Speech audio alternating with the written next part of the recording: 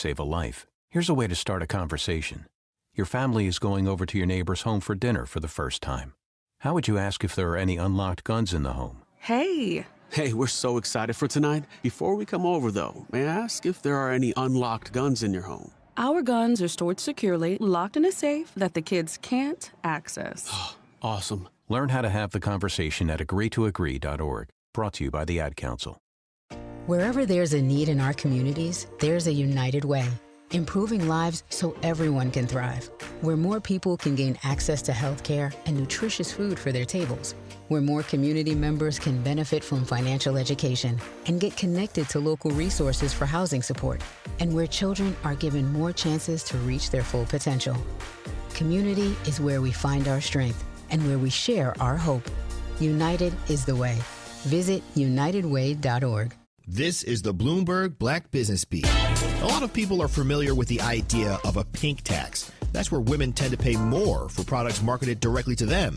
And Gifty Opoku Ajiman is an economist who wants to introduce us to the idea of what she calls the double tax for women of color. You're not just worried about finding the right beauty products in the store, but sometimes when you go to the store, those beauty products might not even exist. So you have to travel further for those products. Not having products made for black people readily available is just one example of what Opoku Ajiman calls the double tax. So what solves this? It can't just be a silver bullet solution coming from one sector. It's going to be a combination of policies, combination of communities, and individual actions. And Gifty Opoku Ajiman's new book, The Double Tax, How Women of Color Are Overcharged and Underpaid, dives into why it's so expensive to be a woman in America and why being a woman of color often raises that bill even higher. I'm Bloomberg's Justin Milliner on the Black Business Beat.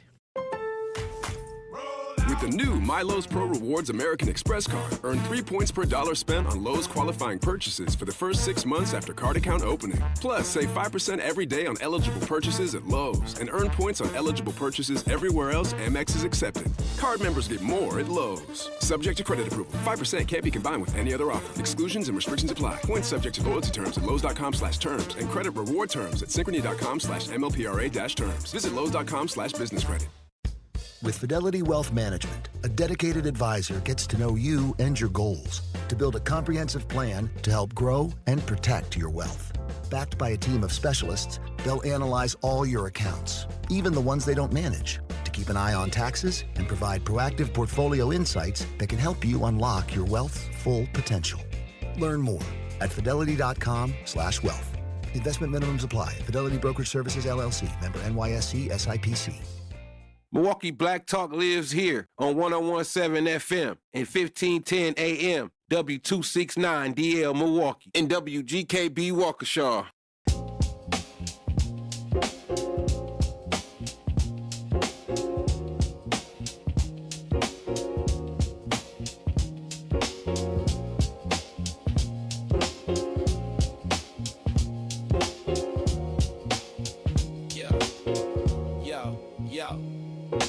Steps to the mic with a boom, ping, ping. Wisdom sharper than a beast's fierce sting. Words like fireflies that light the night. He turns the dark into blazing bright. Boom, ping, ping, the truth takes wing. Milwaukee's voice, let the city sing. Boom, ping, ping, hear the freedom ring. Sherwin's the king, oh, the airwaves king.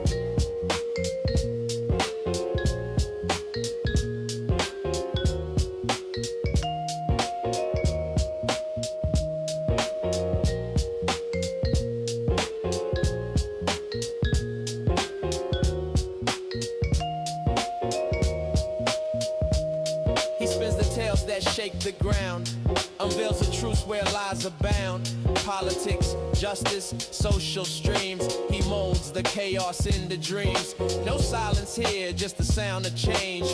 Boom, ping, ping, rearrange. Boom, ping, ping, the truth takes wing. Milwaukee's voice, let the city sing. Boom, ping, ping, hear the freedom ring.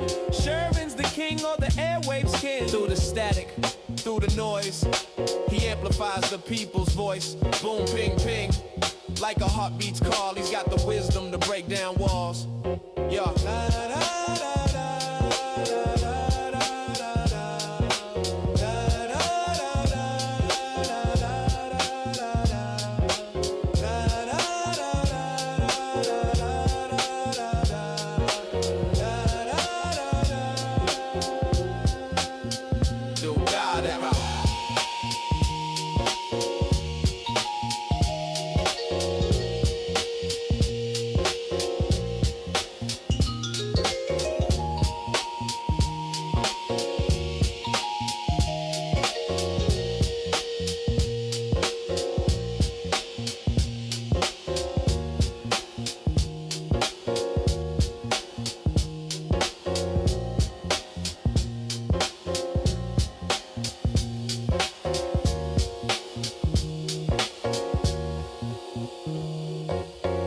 Well, good morning, everyone. Welcome to the program. Today is Friday, July 10th, 2026. So glad you chose to be here with us this morning. Today, we're going to talk about some stuff, and then we're going to talk about some things, and then we're going to talk about more stuff. A lot of things are happening. Things are moving very quickly. That's why we titled the show Minute by Minute. So I want to start tackling some of the issues of the day, including where we are in the race for Wisconsin governor. It seems to me, and I could be the only one, and if I am, that's okay, David Crowley is getting much more publicity after he dropped out of the race than when he was in it. I got a story right here, and I found it very peculiar, and you should as well, that the same day that he dropped out of the race, he then put the full weight of his endorsement behind Sarah Rodriguez, but then is telling everyone there's no establishment process. Yes, there is, David. And it's okay if you tell us that, because there is an establishment process at the Democratic National Committee level. The establishment process was Joe Biden gets elected. Joe Biden then supports Kamala Harris because she is the heir apparent. A lot of folks didn't want Kamala Harris to be the heir apparent, but there is a respected process. These decisions are sometimes made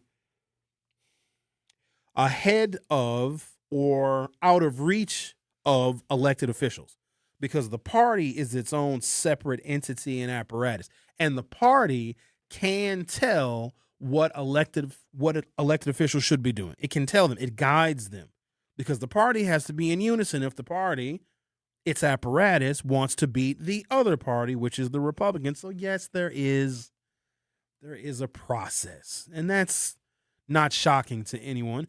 But where I am in this whole thing is, and no offense, don't want anyone to be offended. I know that people take these campaigns very personally. Xavier, I know that you have a preferred candidate in the race for governor, and people get like emotionally connected and attached to their candidates. But you got to be objective about this, because at the end of the day, campaigns and policy and politics, it's all business. Now, we see it personally because we know that our personal lives can be impacted, but it's in your best interest to not get emotionally attached, because you will get your feelings hurt every single time. So I'm going to try and be objective. If David Crowley was only getting about 5% of the potential voters' support, what does that endorsement do? Nothing. It doesn't do anything. But him dropping out of the race and then putting his support behind Sarah Rodriguez does show a kind of unity which parties need to have if there is any chance of them being successful. While Trump is a horrible example, he's a good one at the same time. Republicans lined up behind him. They complained about him. They don't like that he does this. They don't like that he does that. And quite honestly, they accept a whole bunch of those things in the name of loyalty, because they know they all have to be in unison. Now, what I also believe Donald Trump did, he took advantage of that unison and that loyalty, and he is doing whatever he wants, much to the chagrin of other Republicans who are running for re-election in the U.S. Senate and the House of Representatives. So your loyalty can potentially cost you, because you are now at the whims of that person that you threw your support behind. From CBS 58, less than 24 hours after suspending his campaign for governor, Milwaukee County Executive David Crowley stood with Lieutenant Governor Sarah Rodriguez on Thursday and explained why he was immediately endorsing her in a still crowded Democratic primary. Crowley's departure narrowed the Democratic field to 5 candidates, which still is not very narrow. Rodriguez, State Representative Francesca Hong from Madison, former Lieutenant Governor Mandela Barnes, State Senator Kel DeRoy from Madison, and former Department of Administration Secretary Mr. Joel Brennan. Crowley told reporters downtown at the Milwaukee Athletic Club he was backing Rodriguez because he believed she gives Democrats their best shot at both beating Congressman Tom Tiffany, the presumptive Republican candidate for governor, and flipping the legislature to Democratic control for the first time in 16 years. David didn't write that. Somebody wrote it for him. But it's okay, because we understand how party politics works. You have to be loyal. And David needs and I'm not picking on him. I don't want anyone to think that I am, but this is just how the game works. David has got to show some level of loyalty to the party and to the party apparatus, because he may want to run for higher office again. I'm going to tell you when the next big one is going to happen. It's going to be a big one. I don't know when it's going to happen, but it's going to be a race even bigger than this very crowded race for governor. It's when Congresswoman Gwen Moore retires. She can't be there forever. As of right now, good heavens, Gwen is probably running for her 12th term in Congress. She can't be there forever. Everybody and their mother is going to be in that Democratic primary to succeed Gwen Moore to represent the good people of the 4th Congressional District, which is mostly Milwaukee. So if David wants to do that, I think Chevy would potentially run too. I don't know how thrilled Chevy is with being mayor. Now, here's the thing about being mayor of this city. And somebody told me this a long, long time ago. In fact, it was a political strategist from New Jersey. Even though they used a profane word in this explanation, I'm going to take the profanity out of it. They basically said no, how I can say it. If you have a penis, but she didn't say penis, you can be mayor of the city of Milwaukee for as long as you want to be. No matter how well the city is doing, because Tom Barrett did not always preside over a very prosperous Milwaukee, but gets reelected every single time. So Chevy can get reelected forever. Now, he might want a position where he might want to make like some strides and accomplish some things. It's not really a whole heck of a lot you can accomplish in the city of Milwaukee. A lot of this city runs on autopilot, like a mold and a foundation that was set a very, very long time ago. And all you can do is just try and manage all these different forces, these diametrically opposed, political interests and business interests and social interests. You're just trying to like right the ship. It's like Milwaukee is a boat and it's always teetering. You have to make sure it doesn't capsize. That's basically it. It is a high-level managerial job that pays about $150,000 a year, which to me is not worth it. That's not nearly enough money. Not nearly. But there has to be some kind of loyalty to the party and the party apparatus. Crowley told reporters downtown at the Milwaukee Athletic Club he was backing Rodriguez because he believes she gives Democrats their best shot at both beating Congressman Tom Tiffany and presumptive Republican candidate for governor and flipping the legislature to Democratic control for the first time in 16 years. Some would think, well, David Crowley is a black fella. For those of you that like to vote for other blacks, because sometimes you blacks just vote for blacks, fine. I'm not going to tell you what to do or how to do it. You would think, for those of you that have, I guess, a much more simple understanding of the politics because you see race in everything, and most people see race in everything. And people that say they don't see race are liars. Go to the ATM machine and get robbed. The first thing you're going to notice is the race of the person that robbed you, talking about you don't see race. Okay, sir, can you give us a description of the person? What did they look like? What was the race? I don't see race. They were a person. Damn well. Oh my God, they were an N-word. They were so black. The blackest black I've ever seen. They were black. Talking about you don't see race. Get out of Dodge. 100% you see race. And there's nothing wrong with that. But for the people that use race to guide their politics, because it does make it a little bit easier. Oh, I'm a black person. I'll vote for a black person. Because that black person, they'll understand black people's issues and they'll legislate and create policies that'll help the blacks. You would think that David Crowley would endorse Mandela Barnes. Ain't no way. In fact, the two of them should never even speak again. David Crowley should be very mad at Mandela Barnes because the lane that David had to governor, and he had a lane. It was narrow. It was thin. It was a window that opened, and it was open like halfway. But then when Mandela got in the race, David's window closed to where it was only like 10%. When David entered the race last year, probably after Labor Day, probably September last year, September 2025, his window was like 50% open. And you can climb through a window that's 50% open. You cannot climb through a window that is 10% open because what happened was in a very crowded Democratic primary, you can't have more than one African-American candidate because it's not just the black vote itself, but the number of people in the 72 counties in Wisconsin that are willing, open, and able to vote for a black candidate, that's a smaller number. There are more people in the state that are just willing to vote for white candidates and white men in particular. So when you offer more than one black person in the same primary, you split the vote in such a way that neither one of them can be successful. And now you might think, okay, Mandela's still in the race. Maybe he's going to get the black vote. No, he's not.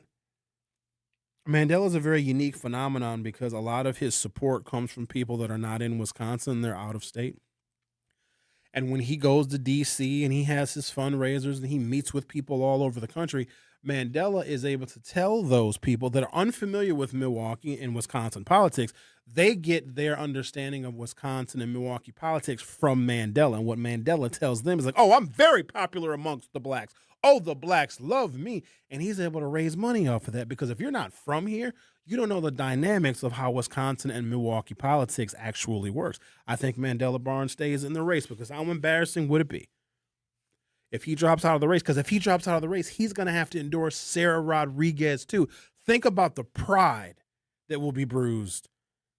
Mandela Barnes, who was the former lieutenant governor, quit that position to run for Senate, gets endorsed by Kamala Harris in his Senate run, loses that race to Ron Johnson, then a couple of years later re-enters a race, a statewide race for governor. And if he drops out of this race, he'll be then forced, because the party apparatus is something he's loyal to, he will be forced to endorse this current lieutenant governor who has that position because he quit.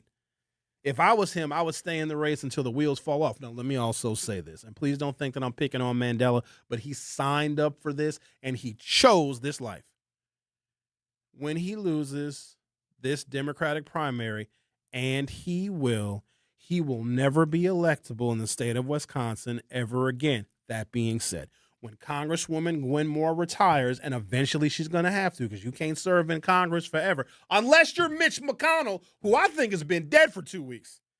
I think he's dead, X. I think he's Weekend at Bernie's. He's dead, but they're just pretending that he's not. No, he's definitely dead because if he's declared dead, they have to run a special election in Kentucky by state law. I think the governor would get to I think they have a Democratic governor, which means that they wouldn't want to announce his death because Democratic Governor Andy Beshear, who is a presidential hopeful, by the way, Andy Beshear, the Democratic governor of Kentucky, could potentially win the presidency. I think he would do well than a Gavin Newsom because California's all sorts of screwed up. Then Andy Beshear could appoint a Democrat to the U.S. Senate, and that would screw Trump all the way up. But yeah, Congresswoman Gwen Moore can't serve forever.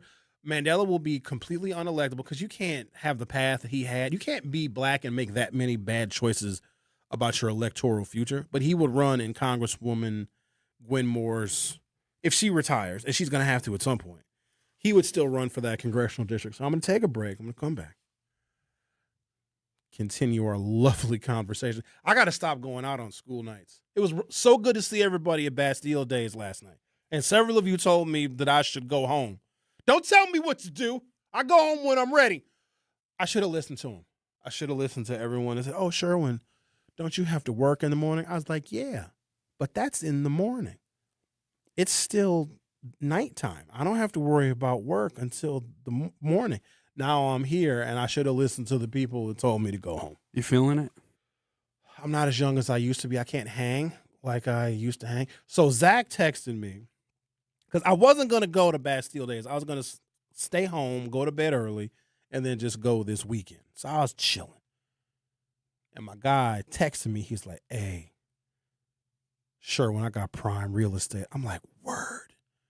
He's like, I secured the table on the sidewalk in front of Taylor's. The people watching at Bastille Days is exquisite. He's like, I got it. And he sent a picture. I was like, I'm on my way. So I got down there early too. I was down there at 6 o'clock. And you think, okay, you get there at 6 o'clock, go home by 8, Sherwin. No, at 8 o'clock, I was just getting warmed up. I was going to go down there, but I got drained before. We mean you got drained? Just had some company and just got worn out and went to sleep early. You got the poison out? Oh, yeah. All right. You know I'm always getting the poison out. No, I don't know that. Oh. All right. Why do you think I'm so relaxed? I don't know, because you don't care. Well, I care. Okay. Well, good for you. Ain't nothing wrong with getting the poison out. All right, let's take a break, come back, talk about Xavier's poison getting out. I also found there was a part of my interview with Francesca Hong that I was looking for. So the interview without the commercials was like 40 minutes long. And this morning I went through my interview with her. And there's a particular part that I found in the interview, so I'm going to play that for you as well.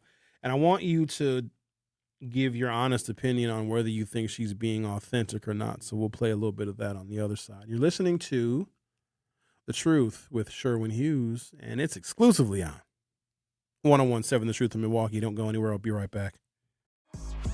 Don't touch that dial. The Truth with Sherwin Hughes will be right back on 101.7 The Truth, The Truth app, and 1017thetruth.com.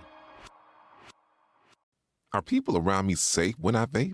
Science does not support that belief. Exhaled vape emissions linger in the air, affecting indoor air quality and bystanders in the same space through secondhand exposure. Vaping emissions can also accumulate on clothes, hair, dust, and furniture, leading to exposure risks to bystanders of all ages. And vaping around a pregnant person can lead to serious health impacts on fetal and childhood development. Enough with the puff. Learn more at ul.org/vaping. My mom has decided to learn to paint, and she's good. My dad's now into creative cuisine, and I've already put on 6 pounds. Learning new things comes with age. My mom, she started forgetting my name and what we're talking about. Forgetting well-known things doesn't. Memory loss may be a sign of Alzheimer's disease. Early detection gives you and your loved one time to plan for the future. Learn the warning signs of Alzheimer's at 10signs.org. Brought to you by the Alzheimer's Association and the Ad Council. This is The Truth with Sherwin Hughes on 101.7 The Truth, The Truth app, and 1017thetruth.com.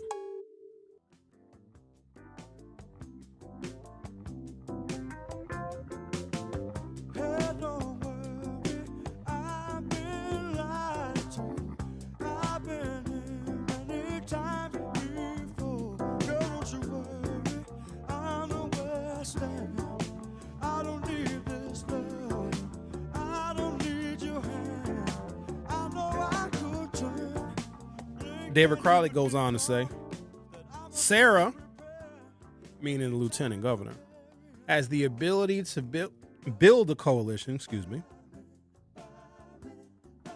Democrats need in order to win our race and to win our state assembly and state senate. Crowley said, we need that trifecta.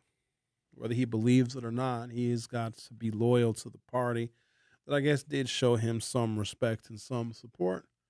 A CBS 58 reporter asked Crowley why he didn't think other Democratic candidates had just as good of a shot at beating Tiffany and helping drive turnout in legislative races. Quote, I know what it takes to actually build a coalition, Crowley replied.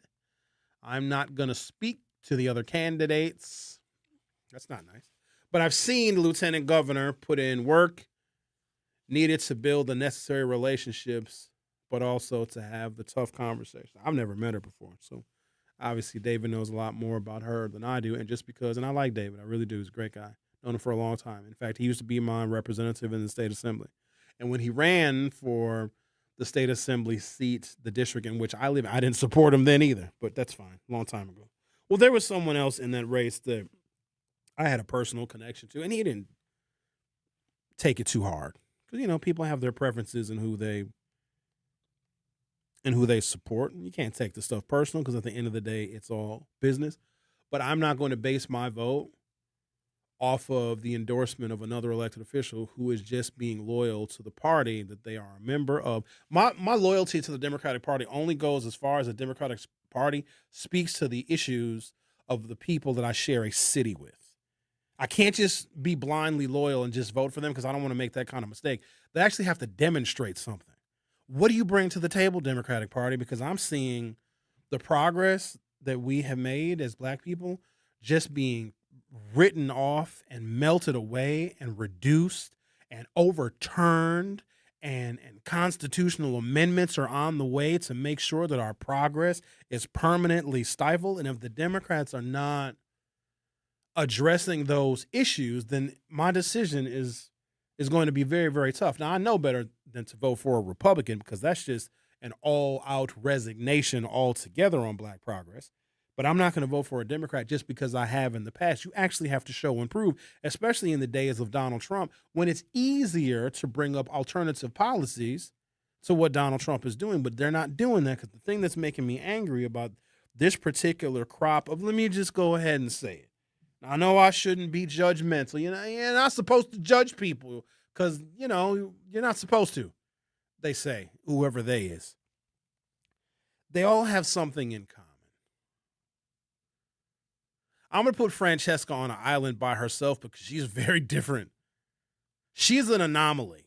That don't mean I'm voting for her, because I don't believe that her political trajectory solves the problem either. Democratic socialists want to use the existing system to reform the existing system. And as a black man, I know that does not work. The existing system of America is not changed or morphed from within. You basically have to tear the whole damn thing down and start anew. That's what communists want to do. Communists are like, yeah, we can't reform the system from within. Democratic socialists are like, well, kinda.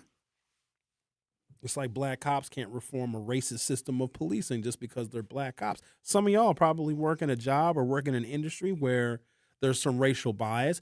You can't work within that job, that company, and change the whole perception of race and racism and racial bias just because you work there. So it's just a very simple concept for me. But here's what I think these candidates have in common. They're just mediocre. It's just a bunch of just regular people. And maybe that's good. Maybe Wisconsinites want to vote for someone who's just in the middle, not particularly stellar in any one endeavor. No one is overwhelming with their accomplishments, with their fiery rhetoric. They're just a bunch of average people. And I can't take the recommendation of an average person in voting for another average person. And maybe I'm being too hard on these individuals, but again, they chose this life. They chose to put themselves out there in a run to be governor of the state of Wisconsin. Because once we have a governor, we're going to be stuck with him for a while. So all the decisions that they make are going to be all of our decisions that we're going to be in together, come hell or high water, including the bad consequences and the unintended consequences. The most recent polling, including county-level straw polls, has Rodriguez, Hong, and Barnes as the front runners, with support for Royce and Brennan barely registering. Here's why I believe David needs to drop out of the race. And I need you to hear me out on this. And I don't want anybody to think that I'm coming down on David. Xavier, does it seem like I'm coming down pretty hard on David Crowley? Because I don't want to come across that way. I'm just being honest and being objective. That's all I'm doing. I think you're just being critical of the campaign. I mean, it is worth criticism. Especially when he said there wasn't any deals going on, when he said he endorsed Sarah Rodriguez. There definitely were, something going on behind doors. I don't know what was disclosed, but, that's politics. That's just what politics is. Yeah, I just wish he would have been a little bit more honest and saying, oh, yeah, we all, as Democrats, we all made a decision. We listened to the executive director and the chairperson of the state Democratic Party, and we've all decided we're going to line up behind Sarah Rodriguez. This is a decision that we made as a bunch of Democrats. I'd actually be okay with that.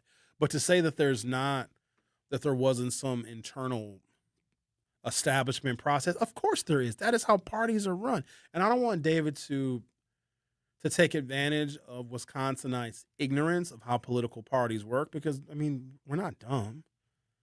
The Republicans also have an establishment process. That's the whole the reason why people get nominated is because there's an establishment process, whether it be in a Democratic primary for governor or a Democratic or Republican primary for president. There is an establishment process. There's rules, there's boundaries, there's do's and there's don'ts. And I think we all respect that. But David had to get out of the race because he wasn't polling. He didn't reach double digits. And had he continued, hear me out on this now, he would look weak as a county executive.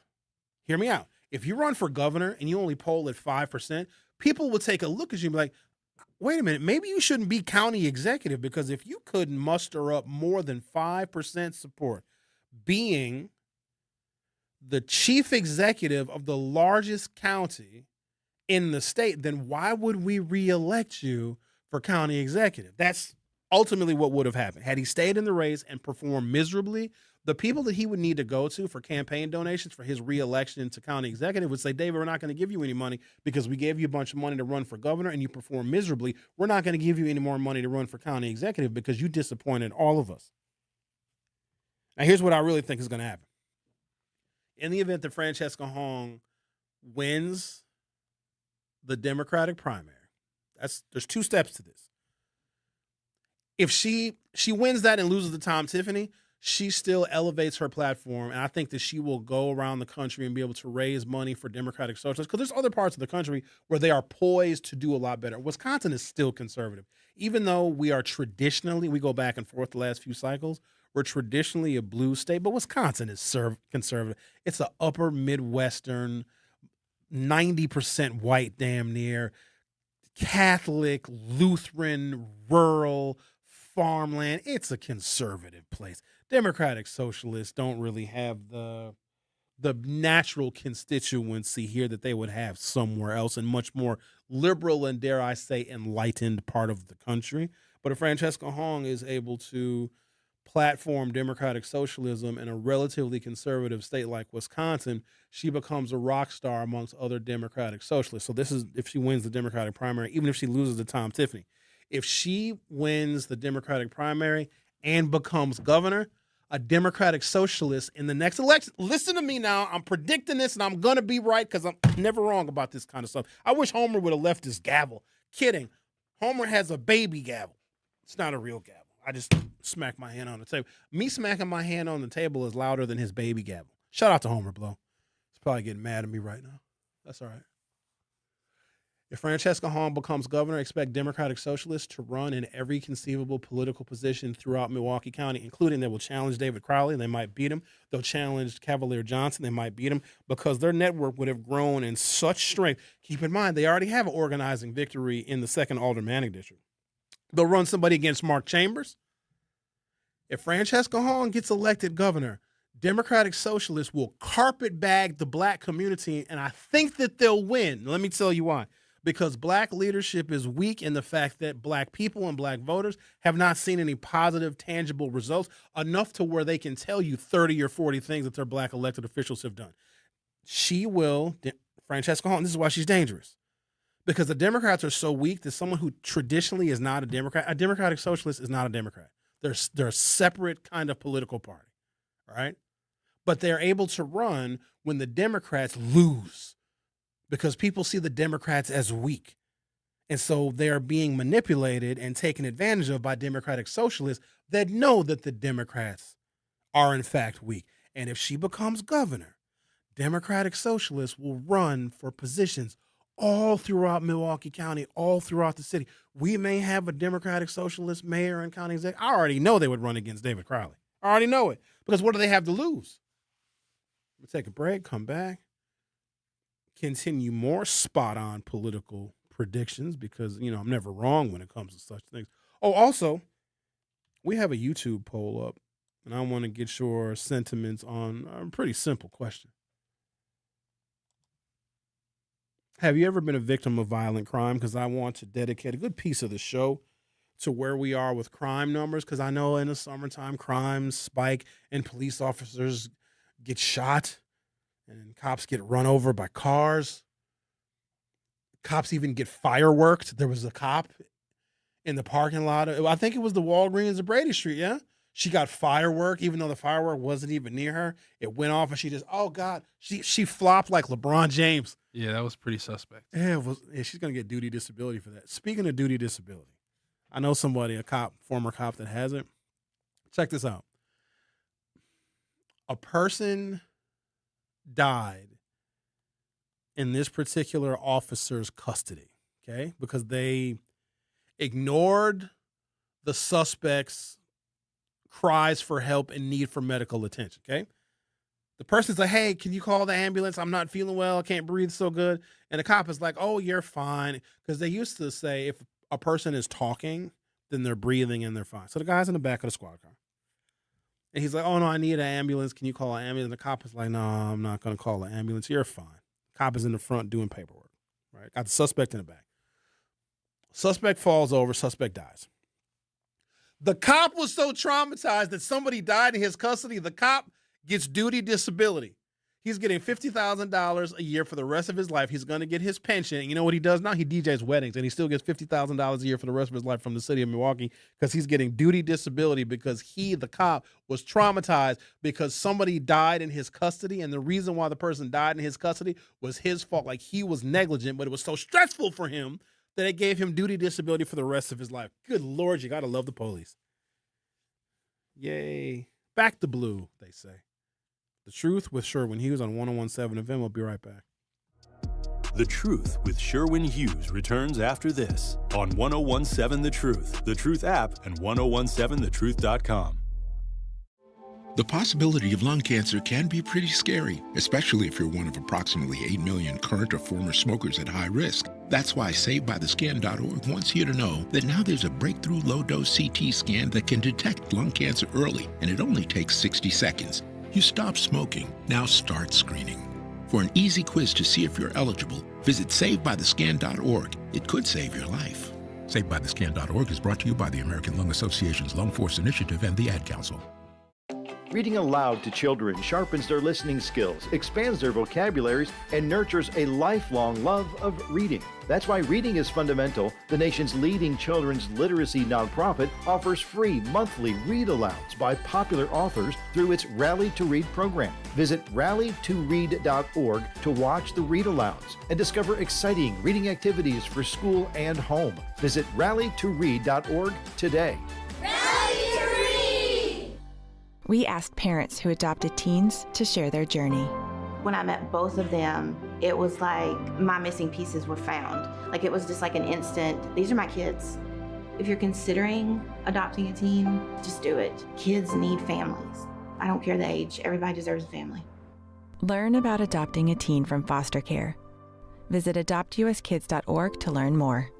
A message brought to you by Adopt US Kids, the U.S. Department of Health and Human Services, and the Ad Council. Not completing high school is more of a social thing than it was an academic thing. Even though all these years have passed, I still had that longing to have my diploma. At age 30, Carissa finished her high school diploma. If you're even considering getting your high school diploma, you can do it.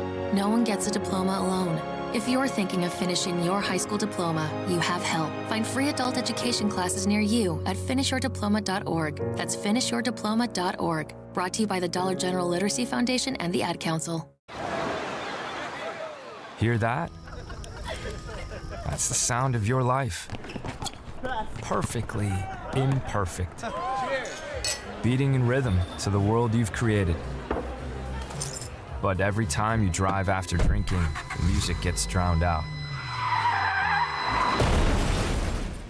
Your life sounds pretty great. Don't let a buzz ruin it. Buzz driving is drunk driving. Don't drive buzzed. A message from NHTSA and the Ad Council. Doctors Without Borders is delivering life-saving medical care where it's needed most in communities around the world. From bandaging war-wounded patients in Sudan to providing clean drinking water in Haiti, we're in more than 70 countries worldwide, bringing patients from sick to recovering, from emergency to aid, from crisis to care. This life-saving care is made possible by a global movement of supporters like you. Thank you. This is The Truth with Sherwin Hughes on 1017 The Truth app, and 1017thetruth.com. This life-saving care is made possible by a global movement of supporters.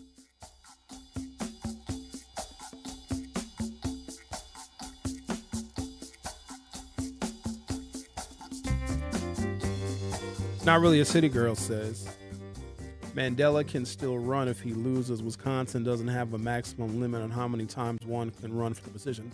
Of course. But if you lose continuously, you become unelectable. Oh, you can run forever.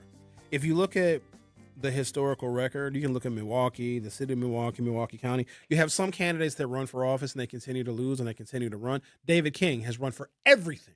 Secretary of State, governor, mayor, county executive, he continues to lose. Now, you can run for office forever, but the more times you lose, the less likely it is you will ever be elected, because people look at your record. They look at what you have done. And if they look at your record as a candidate and all they see is how many times you've run for office and lost, they're never going to vote for you.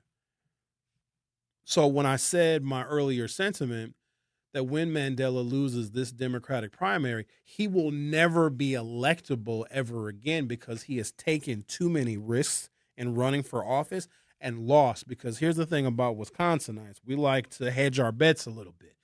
Why vote for someone who has lost the last 3 contests they've run in?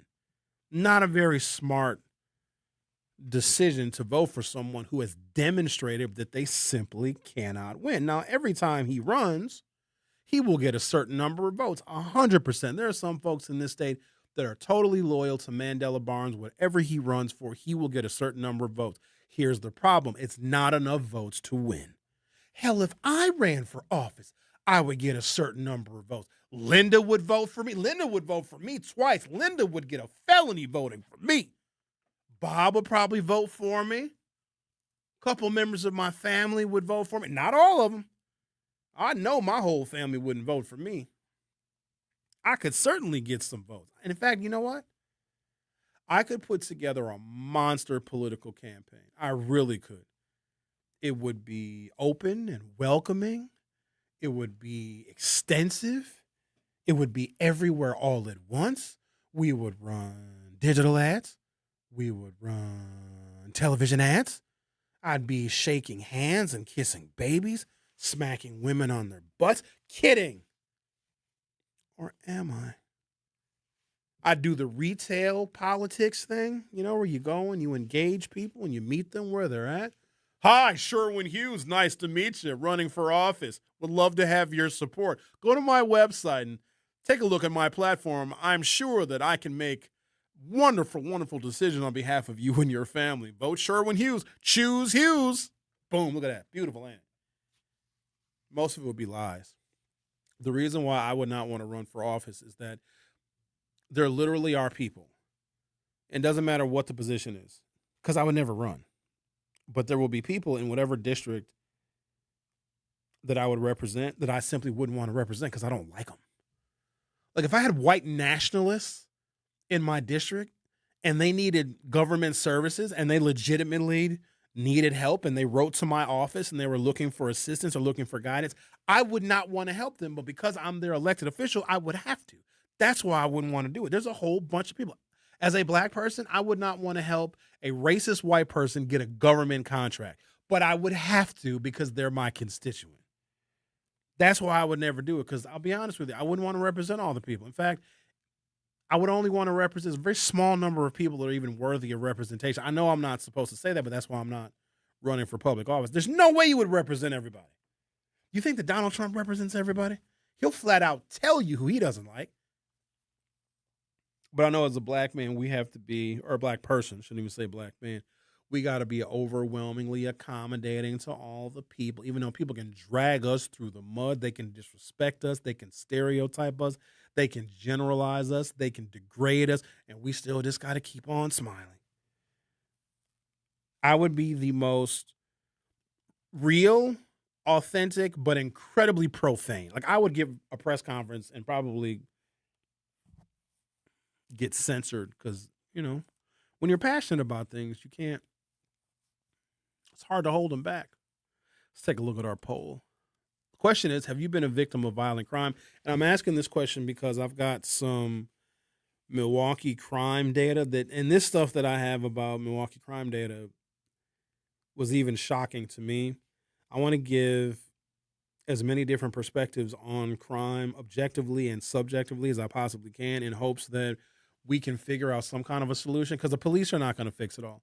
And the more that we talk about it and the more angles in which we analyze it, there could be more opportunity for us to figure out how we as a public can help fight crime or be more vigilant or something. Because it doesn't seem like whoever is running for office right now in a variety of different positions, a whole bunch of statewide positions that are up for reelection, congressional positions are up for reelection. no one is really focusing policy-wise on how we can mitigate crime in the city of Milwaukee, particularly in the summertime when we all know that it spikes. So some of this is going to have to fall on us. We're going to have to take a little bit more personal responsibility for the safety and well-being of our city. So here's what we're going to do. Why don't we do this? I want to play you a little part of my interview with Francesca Hahn. I think I interviewed her in April. So take a listen. I want you to be honest with me now. I'm going to play this clip and I'm going to take a break, okay? I'm going to play a little piece of what she said when I sat down with her for, I think it was an hour, damn near. X, were you here for that? You were here for that. You were the producer for that? It was either you or Andrew, so it was you. And I want you guys to determine if you think she was being real and being authentic or just giving your boy lip service. Because when I watched the interview, because I rewatched the whole thing, she had me eating out of her damn Democratic Socialist hand. But I can be manipulated by women. I can't help it. I love them so very much. I love the women very much a lot. There's a lot of women at Bastille Days. Oh, yes. A lot. Milwaukee punches above its weight. I promise you it does. I was astonished by how good some of these ladies look in this city. You gonna be there tonight? I'm be there all weekend. Oh, okay, you might see me and my date. I really want to see who. Oh yeah, you'll like it. Hold on, man. I'm very discriminating when it comes to ladies. She's a pretty lady. Oh yes. Okay. All right. I will judge you, Xavier. Yes. Oh. I want no. Let me see a picture of her. Put a picture of her on the YouTube. I'm not doing that. Why not? Will you send me the picture? That's not for those people to know. Can I see her? Sure. Send me the picture. Okay. All right. Hold on. Let me play this little Francesca clip, then I got to take a break. Everybody listen. Tell me if you think she's being authentic or not. Milwaukee does well, and as people do well, the rest of the state do well. And honestly, just to put it very bluntly, I want everyone to love Black people. The Truth with Sherwin Hughes on 101.7 FM. We'll be right back. Don't touch that dial. The Truth with Sherwin Hughes will be right back on 101.7 The Truth, The Truth app, and 101.7thetruth.com. Our children deserve a real chance to make it in life, and a good education is a passport to opportunity. At City Ford Collective, we're working to make sure there's a great Milwaukee school for every Milwaukee family, because more good options lead to better outcomes. And who doesn't want that? Together, we can give every child the foundation they need to thrive, and a stronger future for kids means a stronger future for Milwaukee. To learn more about our mission, visit us at cityfordcollective.org. That's cityfordcollective.org. Natural gas is a clean, reliable, and convenient source of energy delivered directly to you through underground pipelines. The pipeline system has an excellent safety record, but there are clues that can help you identify a potential hazard. If you smell the strong odor of rotten eggs, hear an unusual hissing sound, or see blowing dirt or debris, it could be a natural gas leak. Leave the area immediately and call We Energies at 800-261-5325. We Energies. People you can trust. Energy you can depend on. Mommy, can I sit in the front seat just this one time? Please, please, please. No, not yet. But why? Because I love you, and you're just not ready yet. Now, get in the back so I can get you in your car seat, please. Putting your kids in the right seat for their age and size is an act of love. Check that your kids are in the right seat at NHTSA.gov/the right seat. Love protects. A message from NHTSA and the Ad Council. In sitcoms, when someone has a problem, they just blurt it out and move on. Well, I lost my job and my parakeet is missing. How was your day? But the real world is different. Managing life's challenges can be overwhelming. So, what do? We get support. The Huntsman Mental Health Institute and the Ad Council have mental health resources available for you at loveyourmindtoday.org. That's loveyourmindtoday.org. See how much further you can go when you take care of your mental health. For 250 years, our armed forces have bravely served America. Wounded Warrior Project honors that legacy by supporting post-9/11 service members and veterans like Anthony, a Marine who was injured by a roadside bomb in Afghanistan. They carried me through my injuries, not just my physical, but my mental. And seeing other vets doing the same thing helped me tell myself, hey, you can do this. Join us in honoring warriors at woundedwarriorproject.org/America. You are listening to The Truth with Sherwin Hughes on 1017 The Truth, The Truth app, and 1017thetruth.com.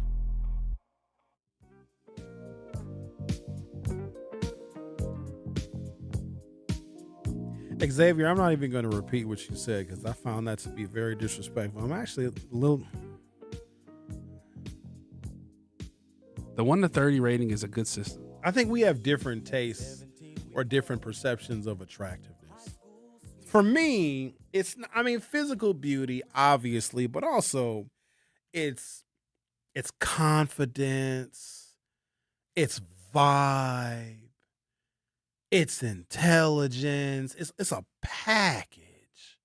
I don't just look at a woman just for her physical attributes. However, physical attributes help. However, a beautiful woman with a horrible personality, to me, is not beautiful at all. It detracts from her looks.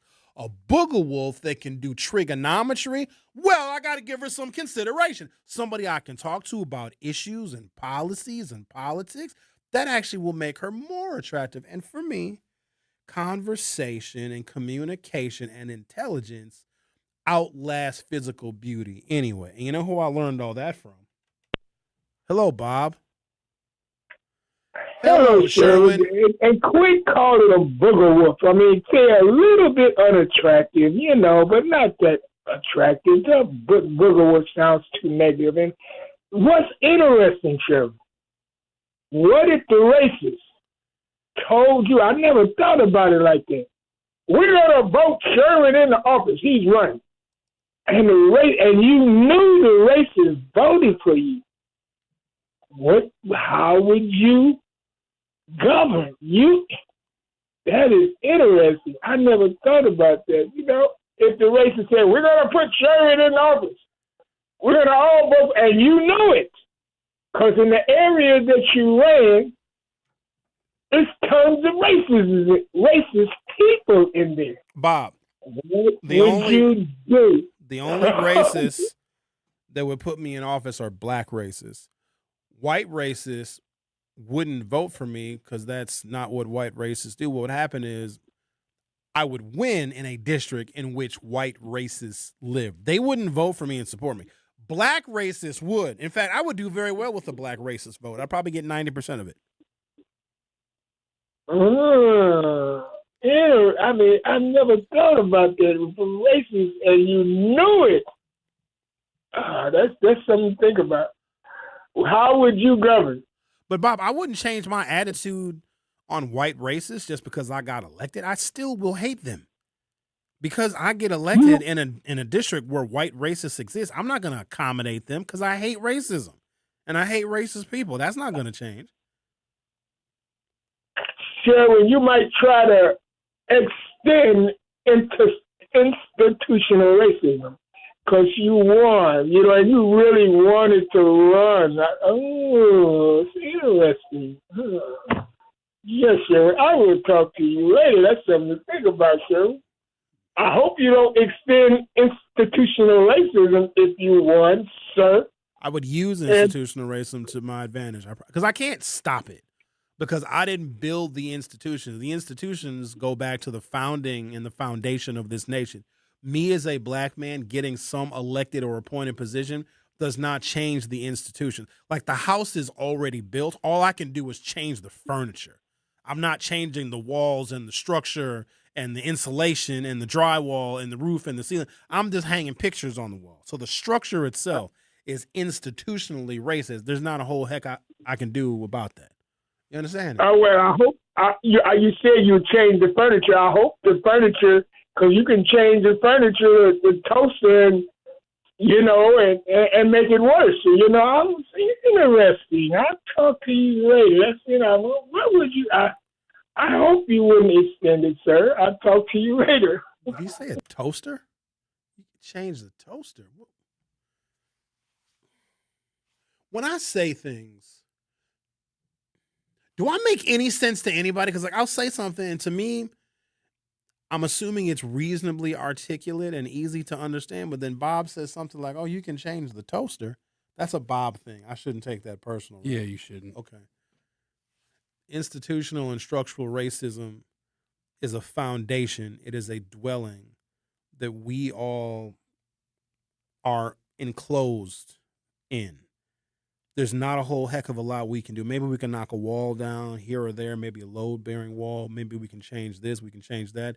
But the structure itself remains durable and intact. If Black people or underrepresented people or minorities had the ability to change institutional and structural racism, then Black cops could make policing less racist.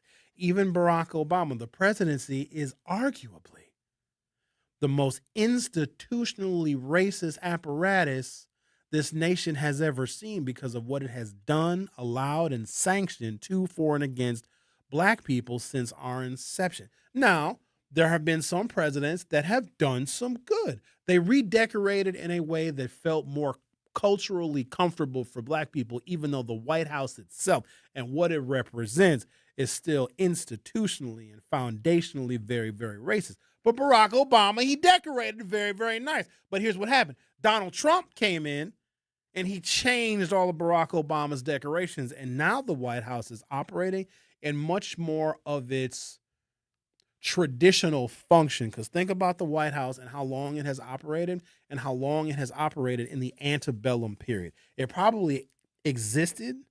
And even if you go back before the foundation of this government, because when the United States wasn't the United States, it was a bunch of colonies, and the colonies were their own individual countries. That is where the foundations of institutional racism started, because you had to have some kind of propaganda to get people to hate Black people in order to justify their enslavement. We'll talk about this and many other things in hour 2. The Truth with Sherwin Hughes. We'll be right back. The Truth with Sherwin Hughes returns after this on 1017 The Truth, The Truth app, and 1017thetruth.com.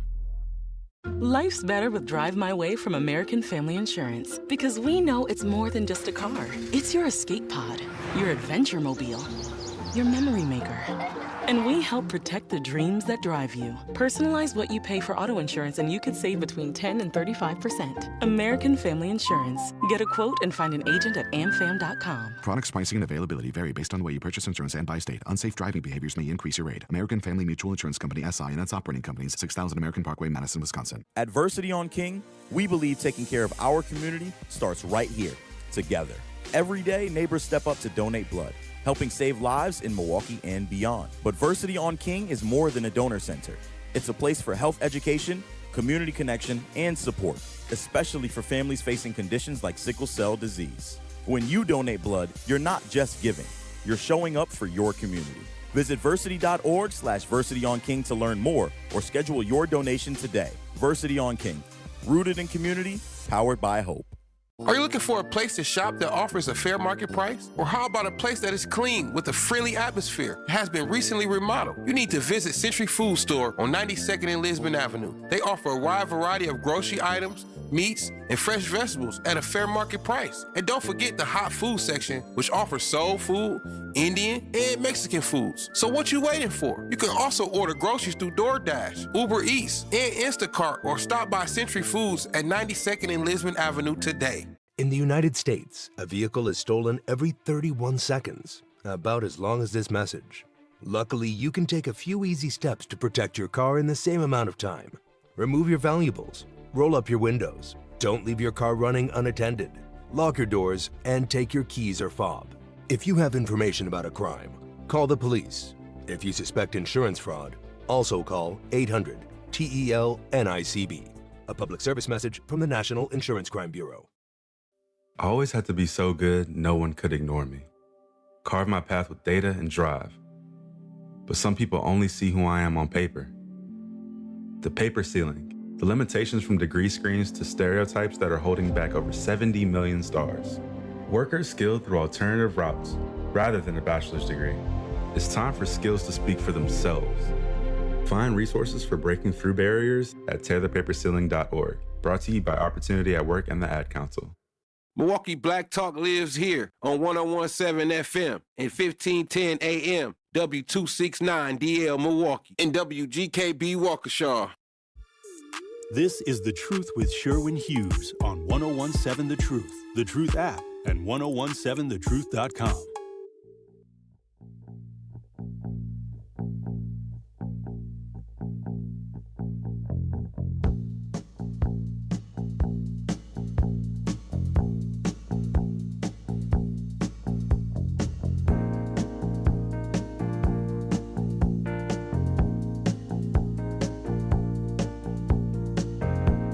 Welcome to Hour 2 of The Truth with Sherwin Hughes. Prosperity 555. Xavier, I think that's you. Are you also in the YouTube chat under a different name? If you are, it's perfectly fine. Me? No. Okay. What's going on? And if you were, that's fine. I just would want to know.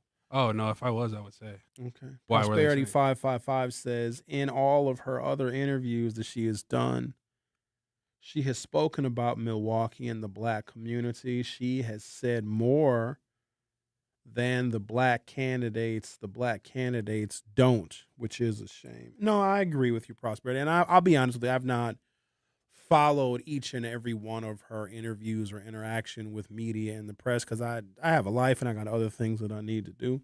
But I take your word for it. But it's easy to give lip service to black people because all you have to do to black people, if you're running for office, let me give you a little insider trick here. You don't really have to do anything for black people. Here's what you got to do, though, if you want to win the black vote, which is not hard to get because we're dying to give our vote to somebody. We really want to vote for somebody. We really want, because we're involved in politics because we know that our existence is a creation and an extension of American politics. I think naturally African Americans are political beings. We just are often disappointed. But here's what you got to do if you want to get the black vote. You have a town hall meeting. You have some kind of public event, and you invite many blacks. You talk to the pastor. You tell the pastor to invite his parishioners. Talk to different neighborhood organizations, block clubs, and nonprofit organizations that serve the blacks. Okay? You do your outreach. You knock on some doors. You hand out some flyers. You want to make sure that you are outreaching because that's one of the complaints is we don't ever hear about anything. Nobody ever tells us anything. So that's the first due diligence you have to do. Make sure you're outreaching to the blacks. Do some online advertising. Post some stuff on Facebook. You know the blacks love some Facebook. Put some stuff on Instagram. Hey, blacks, we're having a community town hall meeting. We're going to be discussing issues in the black community. Come on out to this event. It's going to be on Saturday. Here's another thing you need to do if you really want you some blacks. Have food at the meeting. Bring some food. Bring some meatballs, chicken wings. Bring a couple little foods. Hey, we're gonna have food. Let's talk about the issues that are impacting the black community and what we can do to solve the crisis. You got to make it real dramatic. So you got to do your outreach. You got to knock on doors. You got to invite everybody. You have to find the people of influence in the black community. Make sure that they're on board so they can promote your event. Okay, your event, and you got to have it on a Saturday. Don't have it during the week because black folks are very busy during the week. Sometimes I don't know what we're doing during the week, but you can't have it during the week because if you have an event during the week, we will accuse you of not wanting black people there. Because whenever there's a meeting during the day, during the week, you don't want black people there because we're at work. I know a bunch of y'all ain't at work, but if you have a meeting or a town hall or whatever during the week, during the day, the blacks get mad. So have it on a Saturday. Have some food, outreach to all the people, do flyers and knock on some doors and post on the social media. Okay, boom, Saturday comes. Here's what you got a bunch of blacks in there. Some are actually interested and they come prepared. They have questions and they're very curious because they want to see what this candidate is talking about. Because they also, I'm talking about black people like I'm not one of them. We also will appreciate the outreach effort that they have gone to get us to this meeting, okay? So you got a bunch of blacks. How many is a bunch? 72 blacks. That's a nice chunk of black. Got 72 black people. Got a couple of kids running around. That's fine. Got free food. Got the blacks. Okay, everybody gonna get started shortly. Get your plate of meatballs and chicken wings. We're gonna get started with a town hall meeting where we're gonna be discussing the issues in the black community. And then people go in and get their chicken wings and their meatballs. And here's all you have to do. I know that things are terrible right now. The racism in this country led by Donald Trump makes things unbearable. The crime is at a rate in which it should not be tolerated, and our leadership everywhere is just failing us. You're already going to get applause for that. You don't even have to offer a damn solution. All you have to do is tell black people what they already know. And I hate to simplify it that way, but I've seen it happen so many times. You don't actually have to have a solution, because even if you come up with a solution, the likelihood your solution is going to come to fruition is very, very low. Because in the event that you get elected, I remember you got all these black people in a room and you want to try and convince them to vote for you. You're a candidate. You're having a town hall meeting. All you have to do is tell black people what they already know. Policing is terrible. Crime is out of control. We need more jobs. Yeah, we do need more jobs. That's really it. And now you'll take some questions, and people will ask you how you plan on doing it. Well, I'll tell you, when I get in office, I'm going to fight for you every single day. I'm going to leave no stone unturned. I'm going to work tirelessly to make sure that our community is represented better than it's ever been represented before. Yay! And I'm not trying to oversimplify the black political sentiment, but we just want to know that there are people that see the world the way we do. Whether they can do anything about it or not, that's a whole nother story. But we want folks that can see and feel the pain that we go through. That's it. Because that is representation. Now, you may not be able to fix everything once you get there, because we have to always be mindful of this one thing. You can elect an African-American that sees the world exactly like you do, and when they get elected, they don't have the power to overturn racism. They can just shed a light on it. And if you elect somebody black, remember, you are sending them to a particular office to deal with racism, but from a different perch. David Crowley cannot end structural and institutional racism in Milwaukee County, but he can point it out, he can highlight it, and he maybe can add funding in his budget to mitigate some of its unintended and intended consequences. He can't remedy it. He can potentially put a Band-Aid on it or treat it, just like a black governor can shed a light on racism that may exist. And I got an article right here. Government contracting. You know, the state of Wisconsin spends billions of dollars on services. An example would be, we have something like 13 UW campuses. All of those campuses need maintenance. They need HVAC work. They need plumbing. You got to cut the grass on all of these campuses. And we don't always pay state workers. I'm just giving you one example. There's hundreds of other examples I could give. But the state of Wisconsin will contract out for these services, because paying a state employee to repaint the dormitories at UW Eau Claire might be really expensive. But what the state will do is they'll say, well, we'll find a local painting company. We'll have a contract with them, and then they can paint the dorms at the University of Wisconsin Eau Claire. That is very, very common. And what we found over many, many years is that if you are a black or minority or woman-owned business, you did not get your fair share or even the opportunity to bid on some of these contracts. 99.9% of these contracts went to white contractors, and the other 0.1% went to the wives and girlfriends of these contractors, and we found that that's not fair. Let me tell you why that's not fair. Because black people and Asian people and Latino people pay state taxes. They pay income taxes just like everybody else. But to not be offered the opportunity or to be excluded from government contracting, which can be very lucrative. You got to keep in mind, our budget annually in the state of Wisconsin is probably $40 billion. So our biennial budgets, because we do our budgets for 2-year cycles, is $80 billion. Now, I want you to keep in mind, $80 billion is an insane amount of money. $80 billion is, well, how can I conceptualize $1 billion? It's 100,000 millions. That's a lot. So one painting contractor that has a $600,000 contract could make that business successful forever. But in the grand scheme of things, it's a drop in the well compared to the $40 billion, $80 billion biennial budget. All right? And so the state said, look, if you reside in this state and you have a business that, is reasonably successful and productive, you can bid on these contracts and you, of course, can get an opportunity. But everybody should be able to do that because we all pay taxes. The thing about, I'm going to use another example. The bus boycott in Montgomery, which really kicked off the nationally publicly revered portion of the civil rights movement, is how we got to know a guy by the name of Dr. Martin Luther King, who at the time was probably 26 years old. And that's when you got to know a lady named Rosa Parks. Because here's what the problem is. What the problem was. Black people were paying the same fare to ride the bus, but were limited in where they could sit. That was the crux of it. If we're paying the same fare as everyone, we should be able to sit anywhere we want. If black people paid no fare or a reduced fare, then absolutely you can tell us that we can sit at the back of the bus.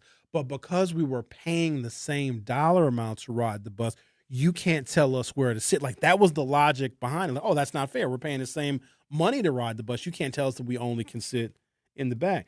Just like if we are all paying taxes in Wisconsin, we're paying income taxes and property taxes, we should have the full opportunities and benefits of being a business owner and a taxpayer in Wisconsin. And so there was a program that was created in the 1970s to, I almost want to call it a form of reparations, because it was noticed that black businesses in particular were being kept out, sometimes intentionally, of getting state contracts, and that's not fair. So they came up with what we call a supplier diversity program, where you can give up to a 5%, so 5% of all state spending. I know 5% sounds like a small number. That's probably tens of millions of dollars that can be specifically set aside and allocated to black businesses, because in history in the state of Wisconsin, black businesses were intentionally excluded. I also want to let you know that 5% preference that has been around since the early 1980s, the state has never met that 5% threshold. We have never had minority businesses in the state of Wisconsin provide a full 5% of all of the money that the state spends on a variety of different contracting services. So even though that bar is low, we've still never met it. But the fact that it exists, and if a handful of black businesses are able to get state contracts, they could make millions and millions of dollars. So you have to look at the numbers relatively. Even though 5% is small, 5% of several billion dollars is still a hell of a lot of money. The Wisconsin Supplier Diversity Program, or WISDP, is one of the state's oldest economic development and procurement initiatives. Its purpose is not to establish quotas or guarantee contracts for minority-owned businesses, but rather to increase their participation in state contracting by reducing barriers to entry and allowing limited bidding preference in competitive procurement. So it does give a little bit of an advantage to a business that would traditionally be kept out. And it's been a program that Democrats and Republicans have just been okay with. The Republicans are okay with it because the percentage is small. The Democrats are okay with it because they can still offer tens of millions of dollars to minority contractors. I want to let you know this right now. The Wisconsin Institute of Law and Liberty is now suing to end the supplier diversity program because they don't want black businesses to get any money, any contracting opportunities whatsoever. None. And so when you talk about the candidates, and maybe Francesca Hong isn't, maybe she is, talking about issues impacting the black community, is she talking about reinstating the supplier diversity program that an outside organization is trying to sue to get rid of? See, the devil is in the details. If you have a bunch of black people in a room for a town hall meeting and you tell us how bad the world is and everybody is racist and black people are treated unfairly, that's one thing. But if you say, if I get elected, I'm going to reinstitute diversity, equity, and inclusion, I'm going to bring affirmative action back because this country has still not made good on its promise to treat black people fairly, that's another thing. Just telling us what we already know is usually enough to get you elected because we want someone that can reflect our sentiment. But actually saying you have policies and a real plan to attack some of the ways in which we have been harmed intentionally, that's another. They'll do the former, they won't do the latter. I'm going to take a break. I'm going to come back. I'm going to give you the details of this lawsuit, how the Wisconsin Institute of Law and Liberty does not want any black businesses to get any state contracts whatsoever, even though the preference is only 5%. And Mandela Barnes ain't saying nothing about this. David Crowley didn't say nothing about this. And I know damn well Sarah Rodriguez ain't going to say nothing about this. That being said, why would I vote for her? For what? For what? Just because she's a Democrat? Nope. I mean, Clarence Thomas is a U.S. Supreme Court justice. If he ran for office, I wouldn't vote for him just because he's black. You know what I mean, Jelly Bean? The Truth with Sherwin Hughes will be right back. The Truth with Sherwin Hughes returns after this on 1017 The Truth app, and 1017thetruth.com. At UW Milwaukee, students don't have to wait until college to start building their future. Roar Ready lets students K through 12th grade join in hands-on programs across campus. From science and tech to arts, sports, and more, students try new things, meet new people, and build skills that matter. Programs are led by UW Milwaukee faculty, staff, and current students. And it's easy to register online. Get started today at uwm.edu/roarready. UW Milwaukee. Roar Ready. Your child's future starts here. I'm Chris Jakimick. I served in the United States Air Force, and I deployed 3 times. So in 2017, I was serving as an Air Force First Sergeant. Our motto in that role is "My job is people, everyone is my business." But unfortunately, in that year, I would lose my own brother, Lance Corporal Adam Jakimick, to suicide. The majority of veteran suicides are from guns. I store my weapons securely, not only for myself, but for my family. Store all your guns securely. Help stop suicide. My service never stops. Brought to you by End Family Fire and the Ad Council. And here's Heather with the weather. Well, it's beautiful out there, sunny and 75, almost a little chilly in the shade. Now, let's get a read on the inside of your car. It is hot. You've only been parked a short time and it's already 99 degrees in there. Let's not leave children in the back seat while running errands. It only takes a few minutes for their body temperatures to rise, and that could be fatal. Cars get hot, fast, and can be deadly. Never leave a child in a car. A message from NHTSA and the Ad Council. Babes, what are you doing? What? I'm just mowing the lawn. No, it's blazing hot and dry out here. Don't you remember? Smokey Bear says. Avoid using power equipment when it's windy or dry. Where'd you learn this? Oh, it's on SmokeyBear.com with many other wildfire prevention tips. Right. Thanks, honey bear. 'Cause remember, only you can prevent wildfires. Brought to you by the USDA Forest Service, your state forester, and the Ad Council. When a warrior faces adversity, he fights through it. He finds a way. Freedom isn't free. Rolling strong. Belief. Believe you can, and you will. Wheelchairs for Warriors provides mobility solutions to veterans and first responders injured in the line of duty. Join the mission and visit wheelchairsforwarriors.org.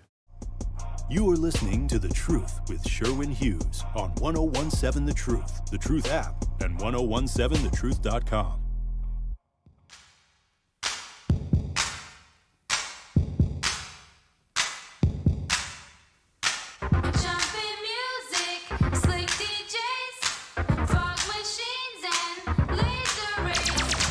Look out, weekend, 'cause here I come. Because weekends were made for fun. Hey! Yeah, Bastille Day is all weekend. If you see your boy, say what's up, but also don't ask any questions. All right? Talked to Carrie this morning. Carrie is going to be Carrie, Noni Juice. She's going to be at Bastille Days too. So if you see me and Carrie kicking it, hey, throw a little peace sign. Then go on about your business, especially if you see me, because I might be involved in some questionable activities. Just leave me alone. Daddy got to have a life too. 1983, the creation of the program. The Wisconsin legislature created the Supplier Diversity Program in 1983 through 1983's Wisconsin Act 390. The legislation had 2 primary objectives. Establish a statewide goal that 5% of state contract dollars be spent with certified minority businesses. allow but not require state agencies to apply a 5% bid preference to certified minority business enterprises. So imagine this. So let's say Craig Karmazin, who's a white fella, he is bidding on a state contract to paint the dormitories at the University of Wisconsin, Eau Claire. And his bid comes in at $100,000. And now Craig Karmazin is very much a white fella. Don't know if you've ever met him before, but when you meet him, you know instantaneously he's a white fella. Now, through Wisconsin's Act 390 and the 5% bid preference, so it's not just 5% of total contracting dollars going to minority businesses, there's a 5% bid preference. So because I would be Sherwin Hughes, I got a painting company too, and Craig Karmazin, a white fella, has submitted his bid for $100,000 to paint the dormitories at the University of Wisconsin, Eau Claire, which is a state contract. My contract can come in at $105,000, and I could get the contract because they are giving me a 5% bid preference. How state and government contracting works, because there's contractors for the city of Milwaukee, Milwaukee County, the state of Wisconsin, and even the federal government. By law, unless otherwise specified, when it comes to government contracts, which is funded with taxpayer dollars, you have to, by law, take the lowest bid, unless there is a program or another law that allows you to give a bid preference for a minority business. And some of you may think, oh, well, that's not fair that the minority business can come in at a higher price. That is like reparations, because for so long, minority businesses weren't even allowed to bid on these contracts.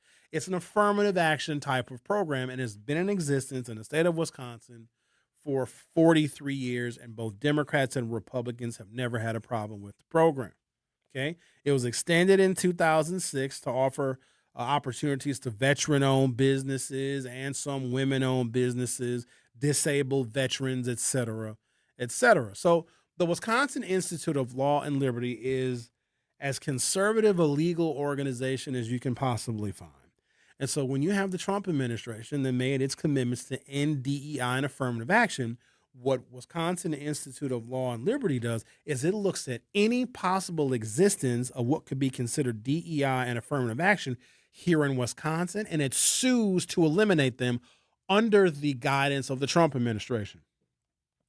A Wisconsin-based taxpayer association represented by the Wisconsin Institute for Law and Liberty, or WILL, filed a new lawsuit challenging the Wisconsin Supplier Diversity Program, a procurement program that spends $250 million each year purchasing supplies and services based on race.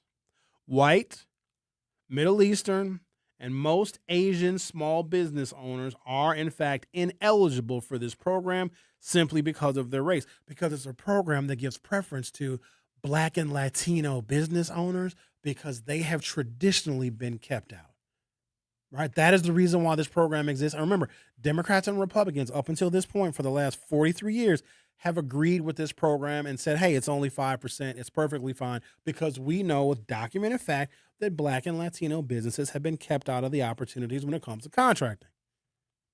Administered through the Wisconsin Department of Administration, the program awards some minority-owned businesses a 5% bid preference across all state contracts, including engineering and architectural services, building construction and maintenance services, state-funded highway construction, and general procurement. The lawsuit filed follows a recently successful effort by the Wisconsin Institute of Law and Liberty to challenge race-based scholarships previously awarded by the state. So the minority scholarship, Will was the law firm that sued all the way up to the state Supreme Court that got the minority scholarship that helped Black kids get, and Black adults get money for college. So Will is the organization that sues to end anything related to DEI and affirmative action. And they are now trying to take away the Supplier Diversity Program, which puts $250 million worth of business and contracting opportunities into the bank accounts of certified Black and Hispanic businesses. The Wisconsin Institute for Law and Liberty Managing Vice President Dan Lennington stated, and I quote, Governor Evers doles out government contracts to businesses based on race. He spent nearly $1.5 billion on this massive DEI scheme, all on the taxpayer's dime, and this has to end now. So when you guys talk about needing reparations and how we are owed, reparations won't come in the form of a check. Reparations comes in the form of, hey, we've noticed that African Americans in particular have been left out of this realm of business opportunity. Let's give them some opportunity to catch up and give them some bid preference, and then ask state departments when they're buying services or they need maintenance to consider Black and Latino businesses, because they traditionally, and we've got proof that they have been left out or they weren't advertised to, etc. The Wisconsin Institute of Law and Liberty says it doesn't matter. They will now get nothing. Citizens Defending Liberty is a membership association of Wisconsin taxpayers who want to see the money spent lawfully, even though it is legal because Wisconsin Act 390 created this program. I'm just trying to give you some examples of the nuances of how Black progress is being unraveled right before our eyes, and none of the candidates for governor, because this would be firmly in the purview of a governor. They can say, no, we want the supplier diversity program because we want Black-owned and minority-owned businesses that are paying taxes in the state of Wisconsin to have the chance to bid on contracts and to supplement some of their business income. Because, hell, if you live in Wisconsin, you work in Wisconsin, and you've got a business in Wisconsin, we want to contract with you because you're just as much a part of the fabric of this state as anybody else. And if there is a history, and there is, of keeping these Black and minority businesses out, we want to welcome you back in with Act 390, which gives the supplier diversity program its legs.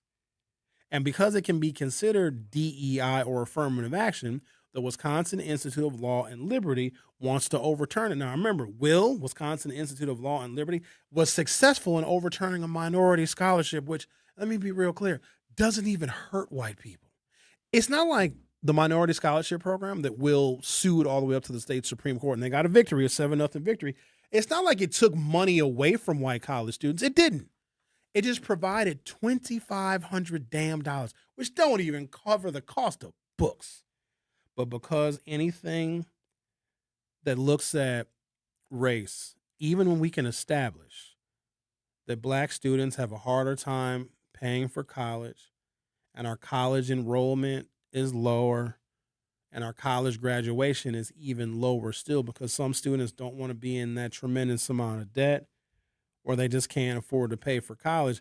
This is a program that recognizes and seeks to ease that burden. It didn't take a single penny away from a white college student some of the scholarships and grants that they could apply for.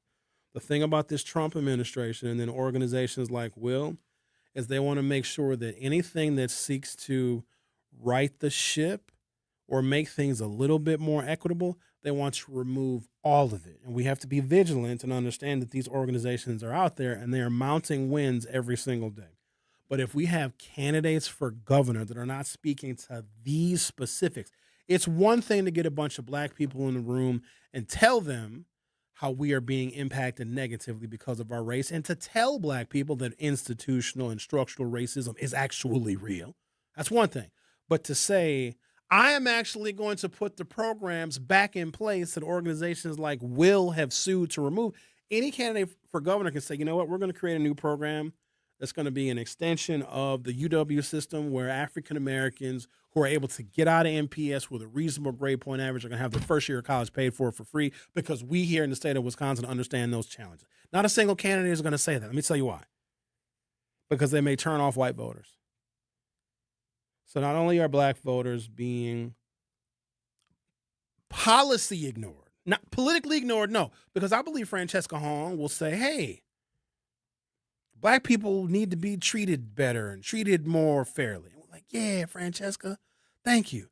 But is she actually going to have a policy solution? And maybe she does. I know that when I read her campaign platform, and I read it often to see if she's updated it, the only constituency that she is unabashedly in support of with no compromises are queer people. And so when she says things like this, our full chest that when Milwaukee thrives, the state thrives. When Milwaukee does well and its people do well, the rest of the state do well. And honestly, just to put it very bluntly, I want everyone to love black people. And that's very nice, because I want everyone to love black people too. But what are you going to do in terms of economics? That's a very nice thing to say. In fact, I'm not even going to play you how I reacted to that, because she caught me in the moment. She got me. I was like, oh my God, that was so nice, Francesca. Because I didn't expect her to say it. She caught your boy. Should I play what I said? Yeah, you should. Full context. Damn it. I knew you were going to say that. But remember, I was very emotional that day. I was sensitive that day. And she has this way of looking at you. Because she was sitting right here, X. You know, so I sit where I sit. And she had me leaning over, and I'm just leaning. I'm looking at the still video right now. I got that lean. Like I'm leaning into her. It's called authenticity. She's got charisma. Yes. It's one thing to talk mess about candidates and elected officials when they're not in front of you. It's another thing to keep that same energy when they're in your face. Because there's some elected officials, I just don't like their campaigns. I don't like their lackluster policy stances. You know what I mean? And I talk about that stuff. But then when they're in front of me, I'm just like, oh, you're okay in my book. It's very different. Like on the internet, right? You can type a bunch of stuff in the comment section. You can be mean and nasty and be a bully in the comment section, but you won't say that same stuff to people in person. I'm kind of the same way, because I can read somebody's policy position and be like, oh, those policy positions are terrible. But then when they get in front of my face, if you have a certain kind of, because I can be charmed. I've been charmed before. Let's hear your reaction. I once had, hold on, Xavier, I'm trying to stall. I once had a MILF charm me out of my boxer shorts. I didn't even know what was going on. Next thing I know, my boxers was in my ankles. Okay, here we go. Let's play what I said. I'll play a little bit more of what she said. So hang on, everybody relax. Now we're going to get to it. Y'all need to chill now. Here we go. Milwaukee does well and its people do well, the rest of the state do well. And honestly, just to put it very bluntly, I want everyone to love black people. And I want everyone in this state to know that, we do not have a state of Wisconsin without Milwaukee and the black communities. Yeah, I can get on board with that. There's nothing I can disagree with anything you just said. Yes, it is. See, she got me. I will admit, I am not a perfect man, and I can be manipulated. And if I'm going to be manipulated, it very well might be by a small, petite little Asian lady. Because she's just so non-threatening, even though she's tough as nails. I'll give her that. She is tough, and she's got a set of balls on her. She does, even the lady balls. She's got a pair. Ovaries. Okay. Well, ovaries are lady balls, basically. Ovaries outside the body are testicles. That's all the difference. In fact, the vaginal canal is an internal penis shaft. That's how they make penises. They just take the vagina and turn it inside out. So she's got some lady balls. And I appreciate that. I like any politician that's got balls. Whether the man balls or lady balls. She's got some sack on her now. I respect it. But she's just, I don't know. I'm still not voting for her, but I respect it. All right, I got to take a break now. I'm going to take a break. But before I take a break, our young people can build relationships, feel safe, and thrive. And so the state has to not only recognize this, but intentionally put investments into local government and say with our full chest that when Milwaukee thrives, the state thrives. The Truth with Sherwin Hughes will be right back. The Truth with Sherwin Hughes returns after this on 1017 The Truth app, and 1017thetruth.com. Here's the deal. We gotta set ourselves up. See, retirement is the long game. We gotta make moves and make them early.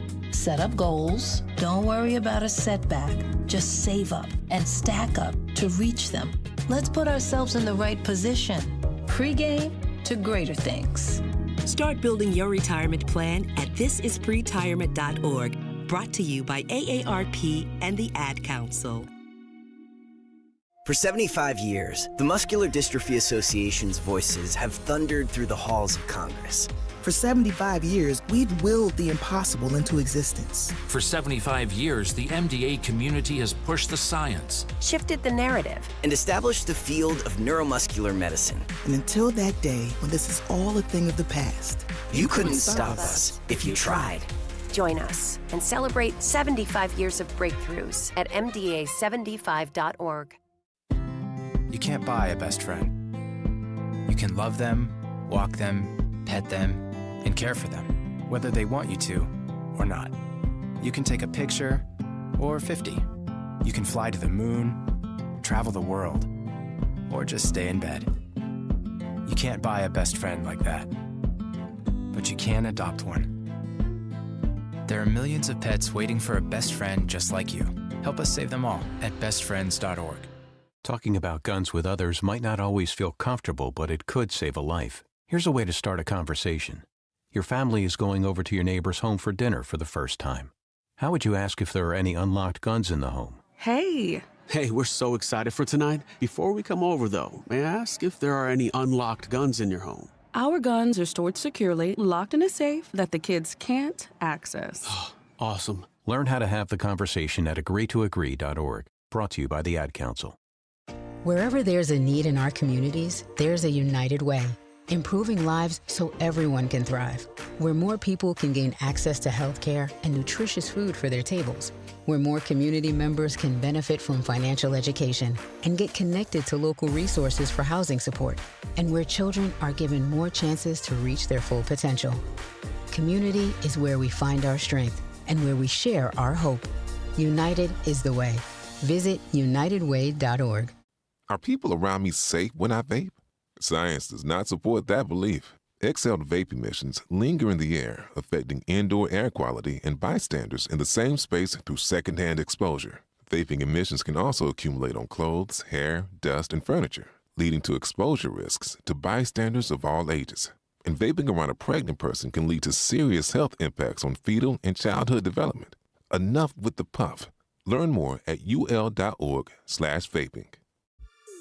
This is The Truth with Sherwin Hughes on 1017 The Truth, The Truth app, and 1017thetruth.com.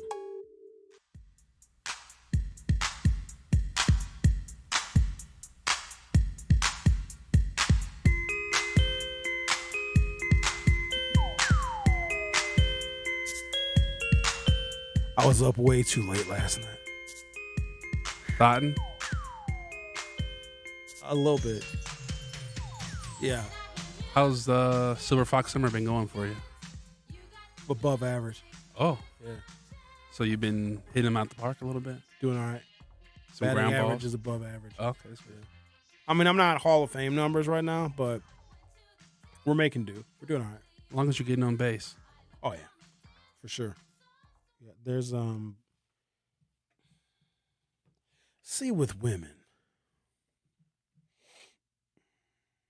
if you just use time to your advantage, it can actually be of great benefit. I'll just wait you out. Oh, yeah. That works all the time. Because time is not their friend. It's 100% a man's friend. There's a lady, I met her November 2019.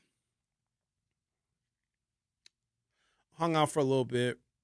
You know, had stuff going on. I had stuff going on. But I established that, you know, she was a nice lady and I enjoyed her company, whatever. But here's what made me mad, though. So she and I had just started talking early winter, late fall of 2019. Even though this has nothing to do with what my show is about. We're just going to drift a little bit. Don't worry, we'll get back to the politics stuff in a second.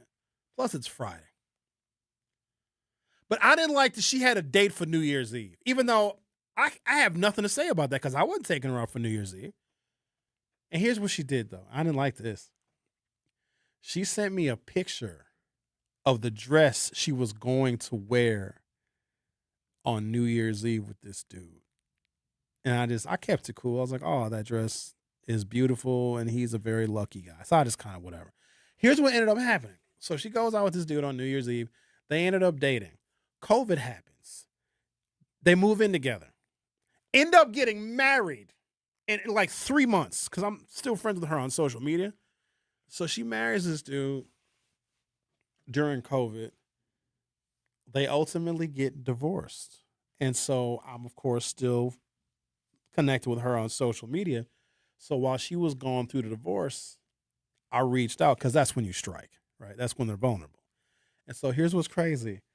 I said, hey, I ain't seen you in a while. Because remember, this goes back to 2019. So we're talking 2023 now. She's going through her divorce. Her divorce was yucky. It was real messy. I was like, hey, why don't you meet me?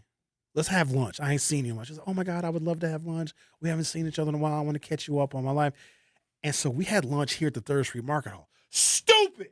Because every one of my coworkers see me sitting with her. And I don't like putting my business in the street. So I don't know what it was about that particular day, but we went to Jack's barbecue joint over in the corner. I'm thinking, okay, I'm gonna be hiding over in the corner because I don't want my coworkers to see me doing my personal life things. But for some damn reason, everybody that worked at 1017 The Truth decided that was the damn day that they want to have some damn Jack's barbecue. So I'm over here trying to reconnect with a friend and trying to talk to her and see where she is and do all the catch up. And then everybody, hey, Sherwin. Oh, Sherwin, who is this? Can we sit with you? No, you can't sit with me. I'm working. Trying to work on this right now. So whatever. That was 2023. When she had to still get through the divorce and, because divorces can be yucky. You got to find somewhere to live. You got to get your life together. You got to deal with lawyers, all that other stuff. So then I didn't see her again until 2024. And guess where I seen her at? I seen her at the night market and she was looking good. She was in her post-divorce, like her glow up. Because now the divorce was final. She was finally good. Everything was going great. So that was 2024. Didn't really do much following up, but fairly recently we reconnected again. And it's very good because now we have a real history. So that's all of what I just told you is completely none of your business, but it's all a part of the Silver Fox summer. It's about reconnecting. I don't like meeting new people because new people are liars. New people are going to be dishonest and they're going to put their best foot forward. I need to have a history with somebody. And there's many people that I have met over the years and the timing was bad. But because I already know them and maybe I established some kind of relationship with them however long ago, it's easier to pick it up where you left off than to start all over. Because I don't like the whole first date things. I'll leave a first date in a second. I'm not wasting nobody's time. And my first dates, and I got into a bit of a disagreement because Tony Smith, former 1017 The Truth employee here, he'll post dating and relationship stuff on his social media, but he does it to like troll, and I always fall for it. And there were some men having a discussion about what is a proper first date. I'm never taking a woman to dinner on a first date. Never. First of all, there's too many women out here that just want the meal with no interest whatsoever in developing anything with a guy. I'm not paying for your food. I don't know you like that. That's a first date. So my first dates, if you don't drink, we'll have coffee. We'll meet for coffee because I can spend that amount of time with anybody to have a cup of coffee, and then if things go well, you get another cup of coffee. Or you wanna go somewhere else? You wanna go to a park or something? But you keep it real easy and real non-committal. Or I'll meet somebody for happy hour, and if it ain't going well, after my one drink, I'll be like, hey, it was really nice to meet you, but I think I'm just gonna go ahead and get on out of here. But no, it was really great to sit with you and have a drink. And most people are actually okay with that because you can tell if the date's not going very, very well. And one drink, it's perfectly fine. And there's no hard feelings because I think people appreciate, hey, let's not waste each other's time. If we're not feeling it, if there's no vibe, if there's no chemistry, let's just go ahead and go on with our lives, right? So a dinner, because dinner might take a long time. And if there's no conversation, there's nothing worse than trying to get to know somebody and you're trying to engage them in conversation and they have nothing to say, they have nothing to add. It's a bunch of yes or no questions. Or what's even worse than that is someone that only talks about themselves and they don't ask you anything about who you are. I hate that. I hate a selfish motherfucker. And then when I was 14, and then in high school, and then I got my first job, and then all I got in my stepfather, my mother. Let me tell you about my sister. I'm over here wanting to hang myself.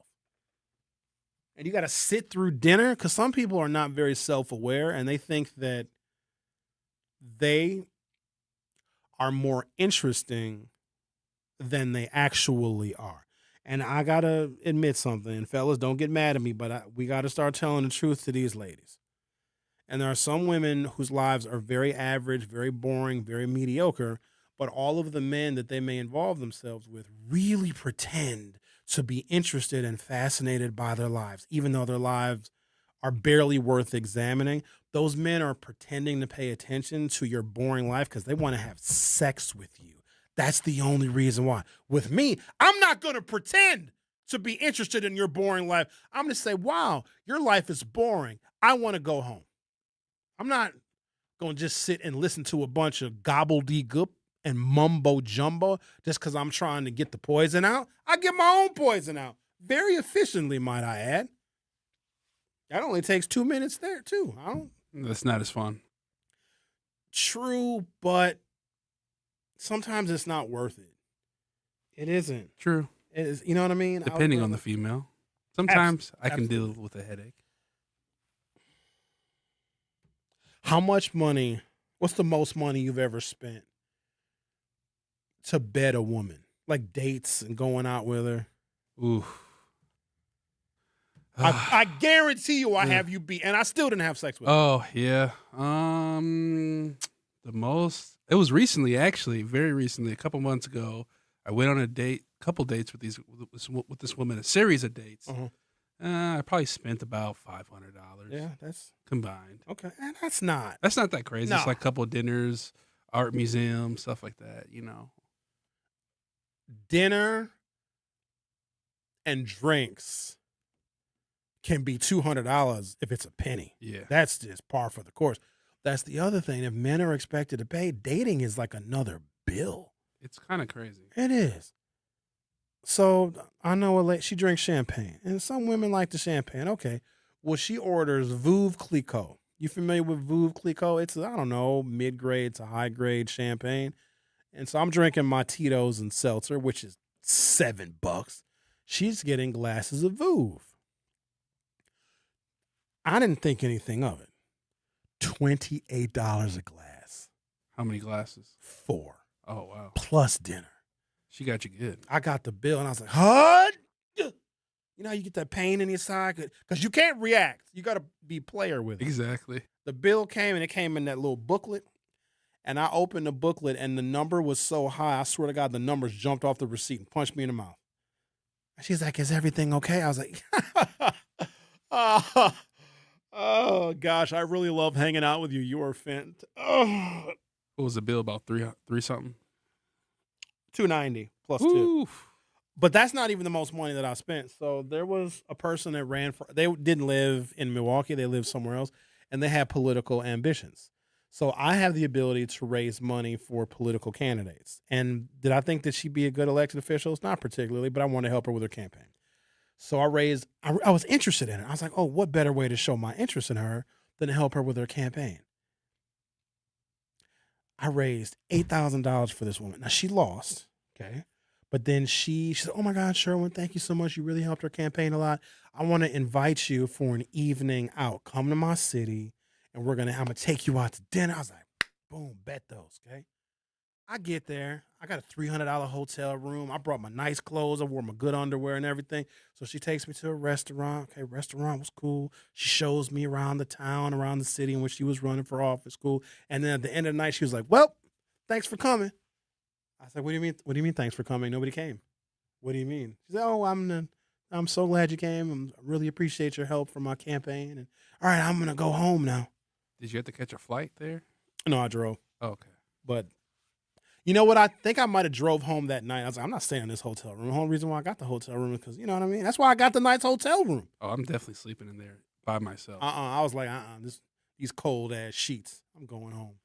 The Truth with Sherwin. He was on 101.7 FM. We'll be right back. Don't touch that dial. The Truth with Sherwin Hughes will be right back on 101.7 The Truth, The Truth app, and 1017thetruth.com.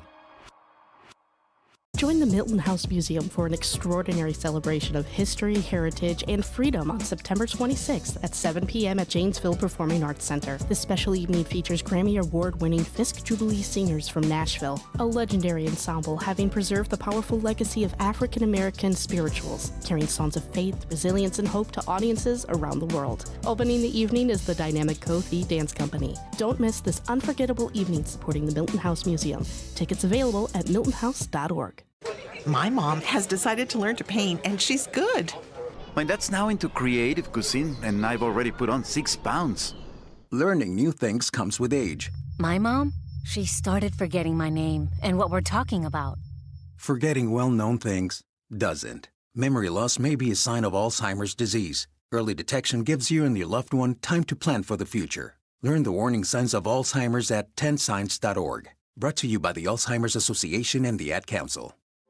The possibility of lung cancer can be pretty scary, especially if you're one of approximately 8 million current or former smokers at high risk. That's why SaveByTheScan.org wants you to know that now there's a breakthrough low-dose CT scan that can detect lung cancer early, and it only takes 60 seconds. You stop smoking, now start screening. For an easy quiz to see if you're eligible, visit SaveByTheScan.org. It could save your life. SaveByTheScan.org is brought to you by the American Lung Association's Lung Force Initiative and the Ad Council. Reading aloud to children sharpens their listening skills, expands their vocabularies, and nurtures a lifelong love of reading. That's why Reading is Fundamental, the nation's leading children's literacy nonprofit, offers free monthly read-alouds by popular authors through its Rally to Read program. Visit rallytoread.org to watch the read-alouds and discover exciting reading activities for school and home. Visit rallytoread.org today. We asked parents who adopted teens to share their journey. When I met both of them, it was like my missing pieces were found. Like it was just like an instant, these are my kids. If you're considering adopting a teen, just do it. Kids need families. I don't care the age, everybody deserves a family. Learn about adopting a teen from foster care. Visit adoptuskids.org to learn more. A message brought to you by Adopt US Kids, the U.S. Department of Health and Human Services, and the Ad Council. Not completing high school is more of a social thing than it was an academic thing. Even though all these years have passed, I still had that longing to have my diploma. At age 30, Carissa finished her high school diploma. If you're even considering getting your high school diploma, you can do it. No one gets a diploma alone. If you're thinking of finishing your high school diploma, you have help. Find free adult education classes near you at finishyourdiploma.org. That's finishyourdiploma.org. Brought to you by the Dollar General Literacy Foundation and the Ad Council. This is The Truth with Sherwin Hughes on 1017 The Truth app, and 1017thetruth.com.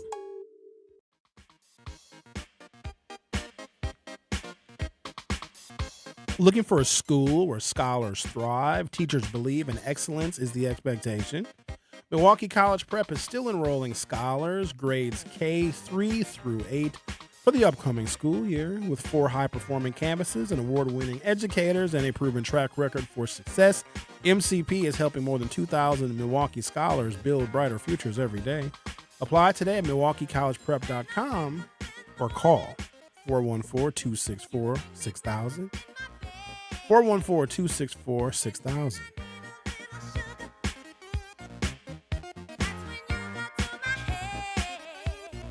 I'll be a candy man. Be your candy man. Somebody said, I think it was Mondi, said he spent $1,000 on a woman. In a night? It's not impossible. I don't mind it though. If I'm having a good time, because if you're vibing with a human being, money doesn't matter. It's like being at the casino. Sometimes it's just fun to be there. It's just fun to play. It's fun when money is just like symbolic. Just throw it around. Make it rain. Let's have a good time. You know, if I'm really feeling a woman, then money is just an extension of my personality. Because a woman knows there's certain things that women can do. This is where I fell into it with Francesca. Like women can make us feel a way as men that I don't think men have the capacity to make women feel. I think we cater to a woman's, her wants, her needs, her fantasies, and her desires. I think women cater to like who we are as human beings. We live for women. Since my internal biology and my chemistry changed when I was about 12 years old at puberty, I miss the days before my brain got rewired. Right before that, it was just like Saturday morning cartoons and riding my bike and playing outside, and then it hit, and then it's just ever since then, it's just women. They're so good. If you ask women, oh, could you live on a planet with no men? They all say yes. They choose the bear over us. Ladies, could you live on a planet where there was no men? Oh my God, yes, we could walk around at night and we would feel safe. Fellas, could you live on a planet with no women? Never. Never. We kill each other. In 24 hours, the planet of all men would be extinct. We gotta have them. They're so good. And they don't. Shouldn't be telling you guys all this stuff. Shout out to JD. JD's in the chat. Aaron says, I take dates to holes in the wall because the food is better and my pockets stay good. Now, it depends. Depends on the woman. Some women are hole in the wall women. Some women, you gotta. Well, I'm a sophisticated fella, my damn self. You know what I mean? I want to give her a little taste of this lifestyle. I live like a rock star, in case you guys didn't know. Oh, yeah? Oh, drinking and partying all night? Not so much, because you can do that stuff and not be a rock star. It's just the recognition and the access. Now, not everywhere, but people that know me know me. It's good. A little rock star. Oh, yeah, so check this out. There was, I'm at Bastille Days. And you know when you are involved with somebody and then you're not involved with them no more and you see them again after a period of time, they always look better? Well, I saw somebody who I was involved with some time ago, and I saw her at Bastille Day. It was really good to see her. Like, there was no burnt bridges or hard feelings. I gave her a big old hug. She gave me a kiss on the cheek, and we chatted briefly for a moment. And she was sitting 2 tables away from me. I didn't know that. So I'm sitting with my people, holding court in front of Taylor's like I do every year at Bastille Days. And she happens to be 2 tables away from me. And then a dude comes and joins her, and he's all rubbing on her back and stuff. So I'm assuming by the way that they were physically touching each other that they were involved. And so the people that I was sitting was like, Sherwin, look, now he's grabbing her butt. Look, Sherwin, now he's rubbing on her shoulders. Sherwin, I bet you he be smashing that. I bet he be smashing that and biting his bottom lip at the same time. Oh, Sherwin, I bet he be smashing that with 1 foot on the bed and 1 foot on the floor. Like, shut up! I don't need to be reminded of how he might be smashing that with 1 foot on the bed and 1 on the floor. Kind of like this. My favorite move. The truth with Sherwin Hughes will be back for hour 3. Don't touch that dial. The Truth with Sherwin Hughes will be right back on 1017 The Truth, The Truth app, and 1017thetruth.com. Life's better with American Family Insurance because we know you love working weekends. If it means working on your dream home, both inside and out.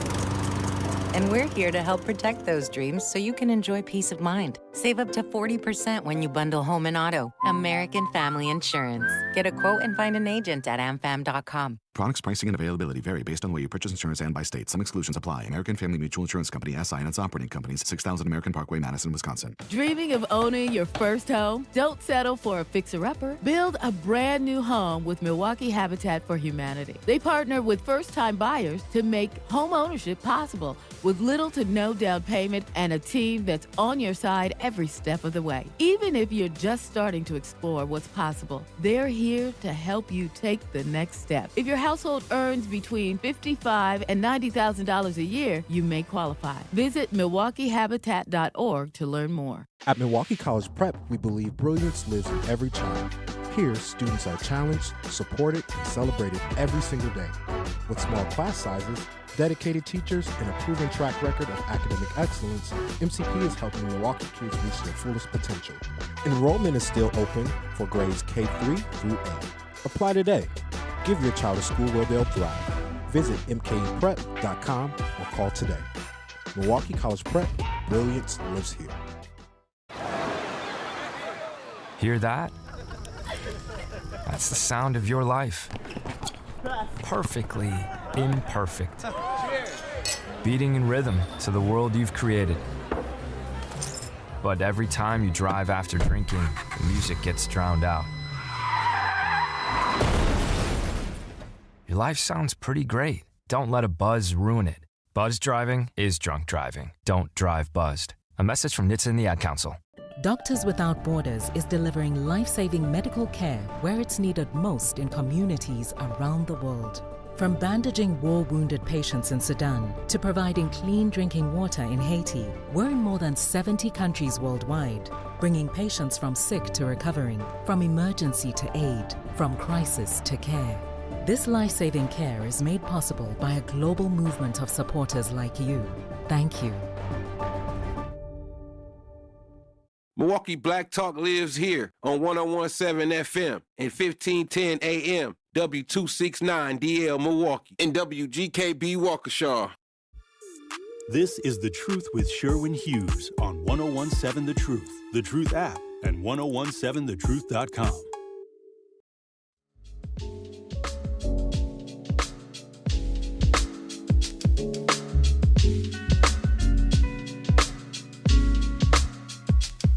Tries to stop my production.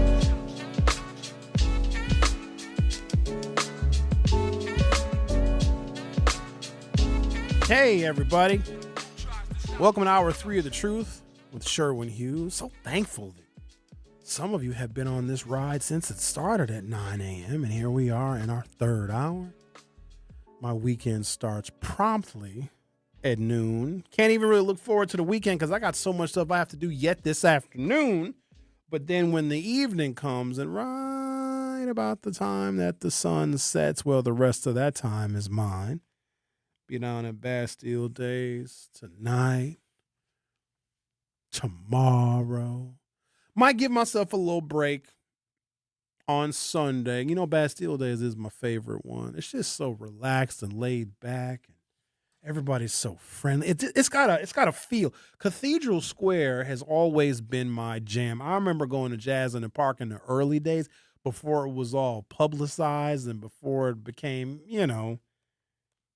it became cliche. The early 2000s, Jazz in the Park was a hidden gem.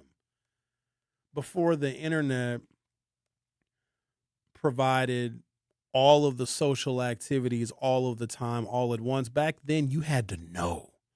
You had to be in the in crowd to know about some of these things that went on in the many different neighborhoods in Milwaukee. Milwaukee's got several dozen neighborhoods.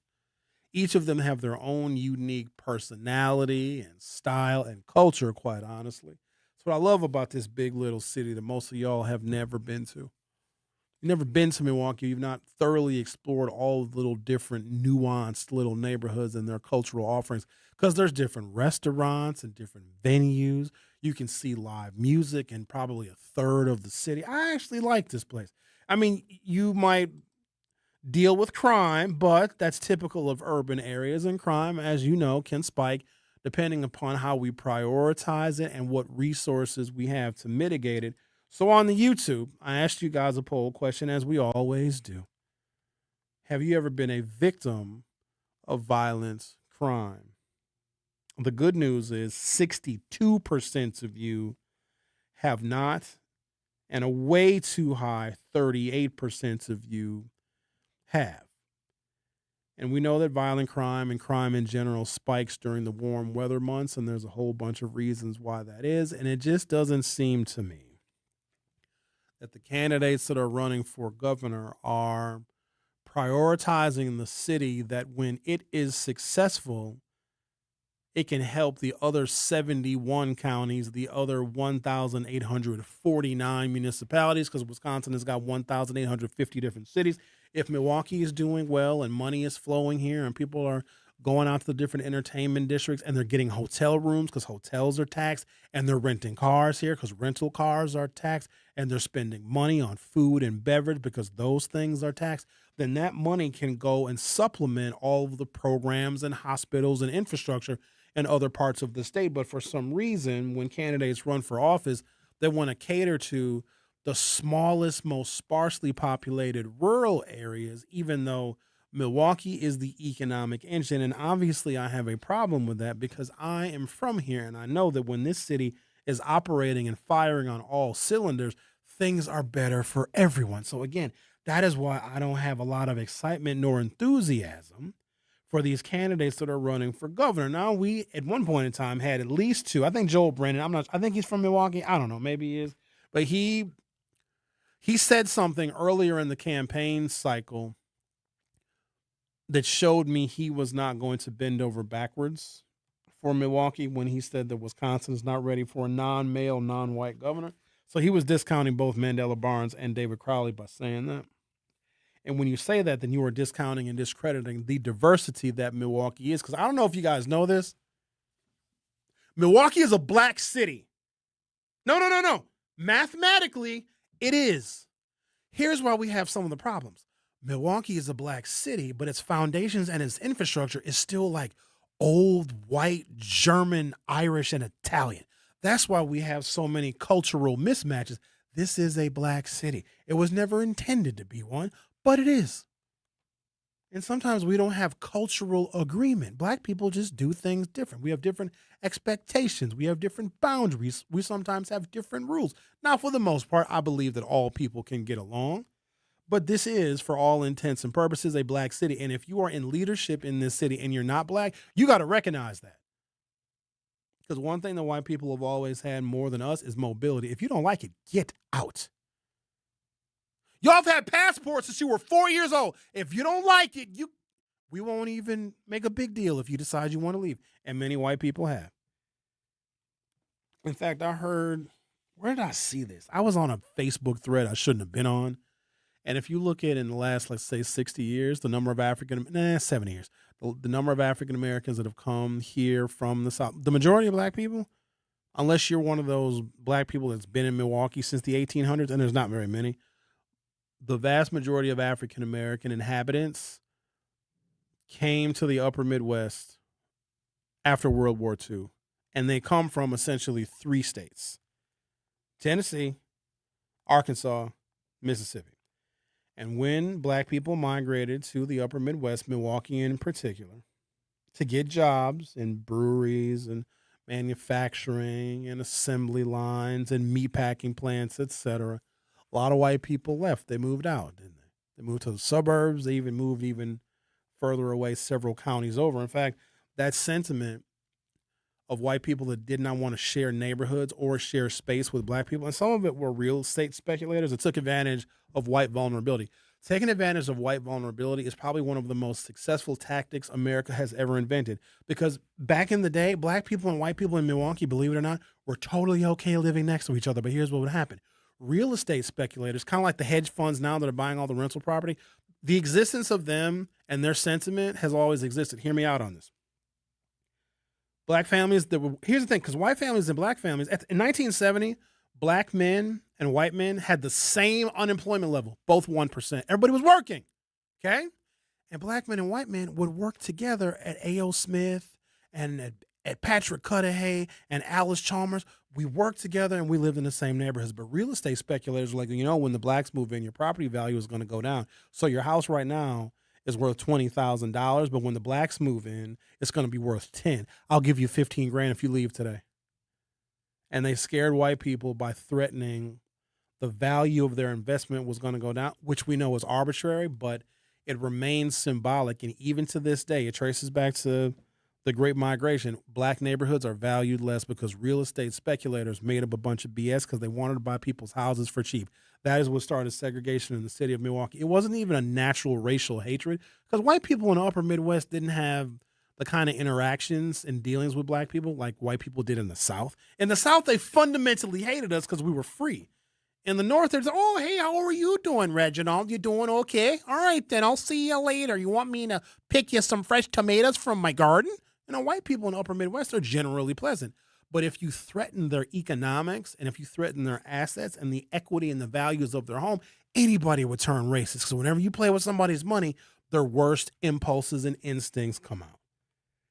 And so I'm reading one of these threads, and it was a white person that said the number of white people that left the city of Milwaukee is like, he called it an ethnic cleansing, which is the wrong term to use, but I saw it objectively, and I was like, wow. If you look at the number of white people Because when Milwaukee was in the top either 10 or 15 most populated cities. So since the Civil War, Milwaukee had been a very populous city. We started losing population right around the 2000 census, and we haven't really recovered. But when we were one of the most populated cities in the country, it was a majority white city. You can look at MPS as an example. MPS is like half vacant right now because we don't have nearly as many kids as we did at one point in time.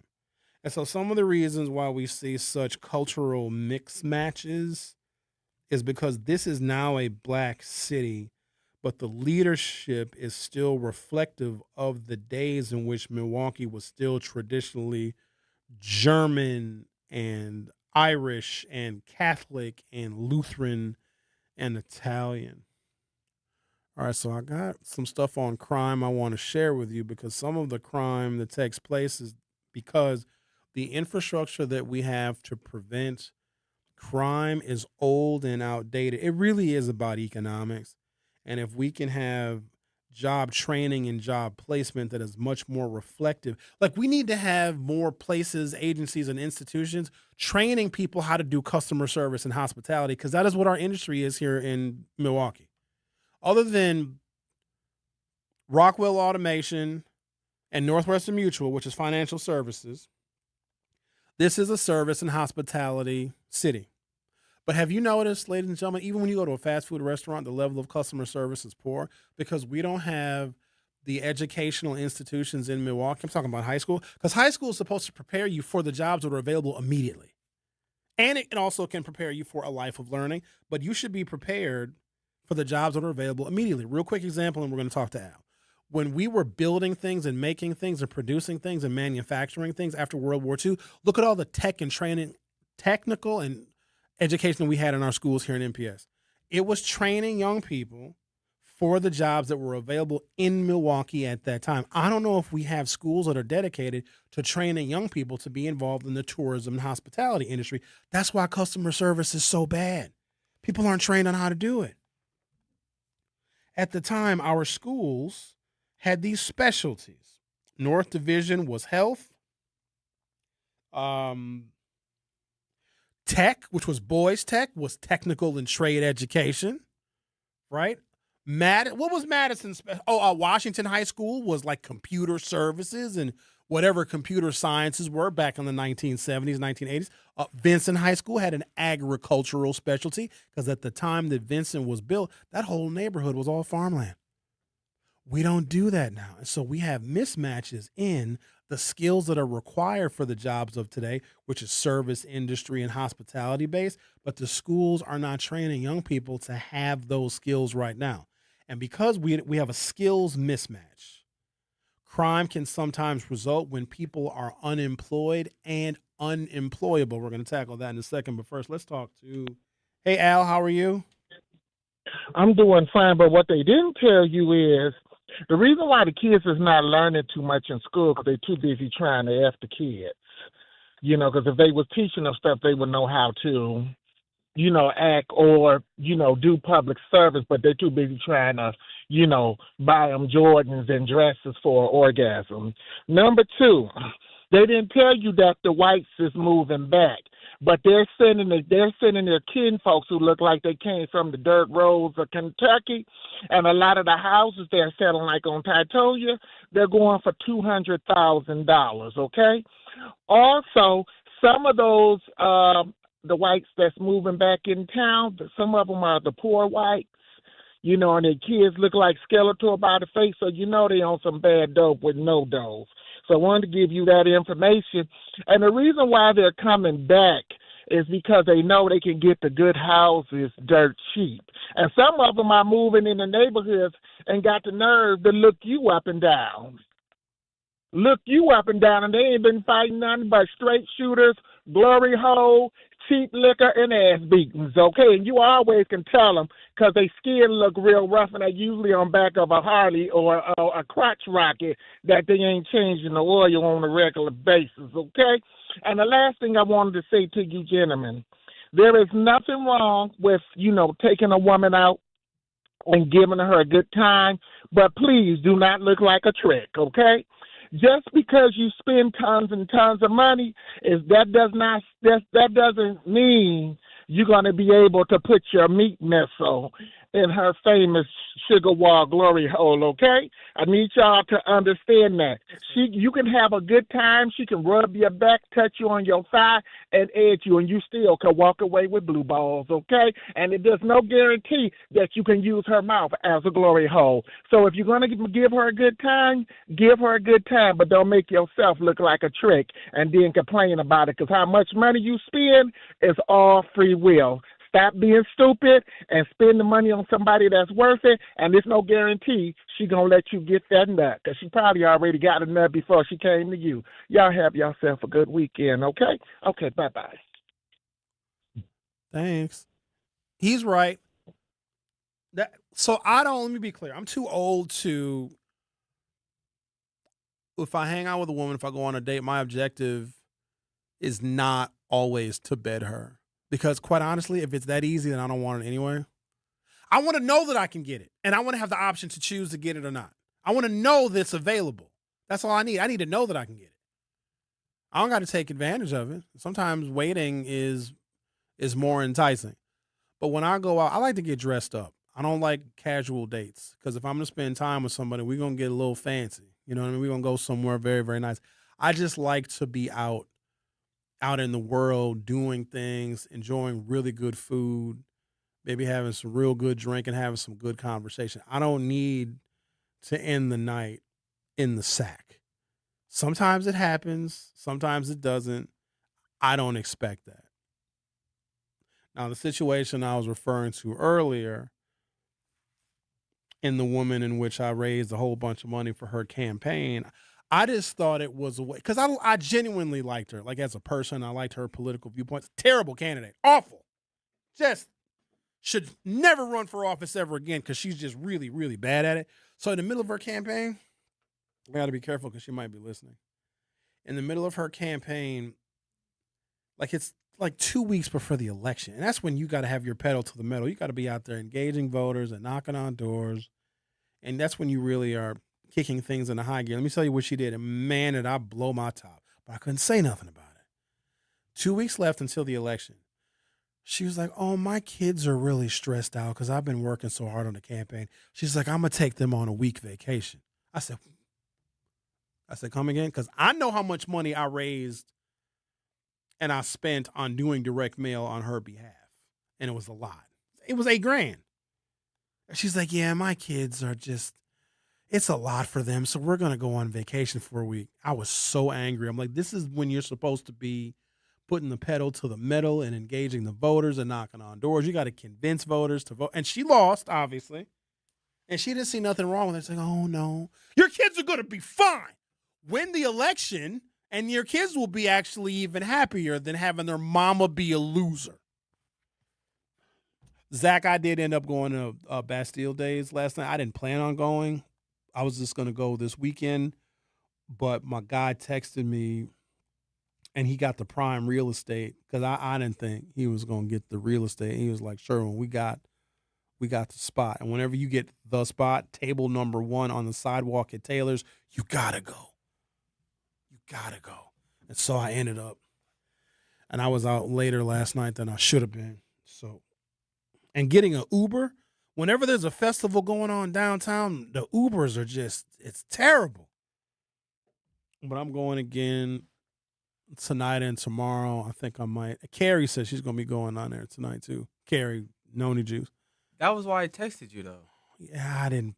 When I responded to your text, I was laying in the bed in my underwear. Because you texted me probably like 4 something. I was chilling. I wasn't going nowhere. But my guy was like, we got the spot. I was like, word. And he sent me a picture of the view of the spot. I was like, oh, damn. So I had to put some pants on. And no, I don't. I'm not like Homer Blow. Homer Blow be a stickler for breaks, don't he? We got to pay some bills. Homer gonna be mad at me. Homer will, like, his quarter-hour breaks are spot on, but the most important breaks, I believe, are the end of the hour. Him and Bailey will go like 2 minutes over. Because you guys have to cut. If we go over the hour ending breaks, you got to cut stuff out of our shows. Okay, so, all right. So if I don't go to, 10:56 so the last hour, my last hour ended at 10:56:50. If I would have gone to 11:05, you would have to cut 9 minutes out of my show, right? Otherwise, it won't fit with the replay. I'm giving them the straight dope. Xavier, you know, if I go over at the end of the hour, you have to edit out some of my show, correct? You don't have to. Wait a minute. They get the whole podcast. Wait a minute. Don't we do replays of our shows, correct? Correct. If my show goes, that's got to cut time. Are you doing it wrong? Zach knows what I'm talking about. Zach, is he in there? Yes. At the end of the hour at 56:50, if I go over by 5 minutes, you have to cut 5 minutes out of my show because it will make every other show be 5 minutes short. Yes, that's correct. Okay. Which nobody cares about, apparently. Whatever. Now I'll take a break. You damn Democratic Socialists are a problem. Why Y'all you are say that? Y'all are some menaces. Why? Because you don't respect the establishment and the rules. Yeah, that's true. The Truth with Sherwin Hughes on 101.7 FM. I'll be right back. Don't touch that dial. The Truth with Sherwin Hughes will be right back on 101.7 The Truth, The Truth app, and 101.7thetruth.com. Mommy, can I sit in the front seat just this one time? Please, please, please. No, not yet. But why? Because I love you, and you're just not ready yet. Now, get in the back so I can get you in your car seat, please. Putting your kids in the right seat for their age and size is an act of love. Check that your kids are in the right seat at NHTSA.gov/the right seat. Love protects. A message from NHTSA and the Ad Council. In sitcoms, when someone has a problem, they just blurt it out and move on. Well, I lost my job and my parakeet is missing. How was your day? But the real world is different. Managing life's challenges can be overwhelming. So, what do? We get support. The Huntsman Mental Health Institute and the Ad Council have mental health resources available for you at loveyourmindtoday.org. That's loveyourmindtoday.org. See how much further you can go when you take care of your mental health. For 250 years, our armed forces have bravely served America.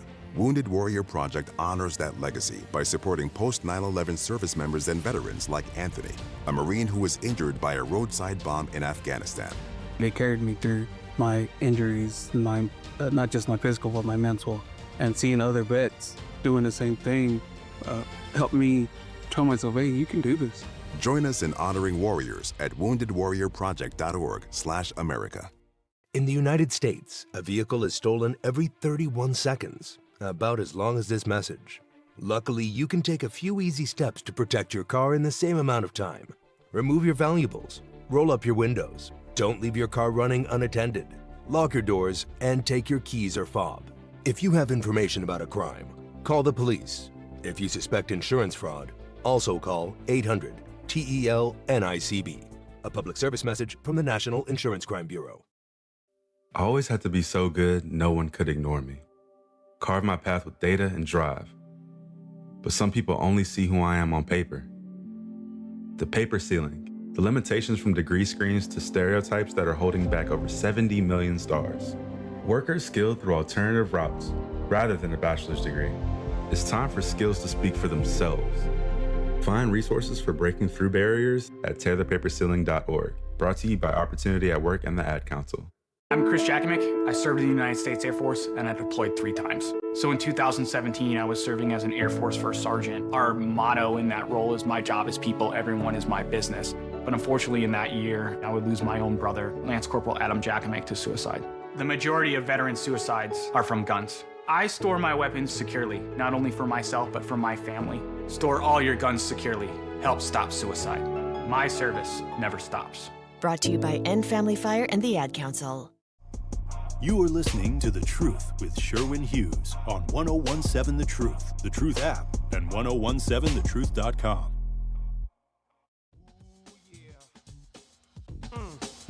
Hey, yo, man.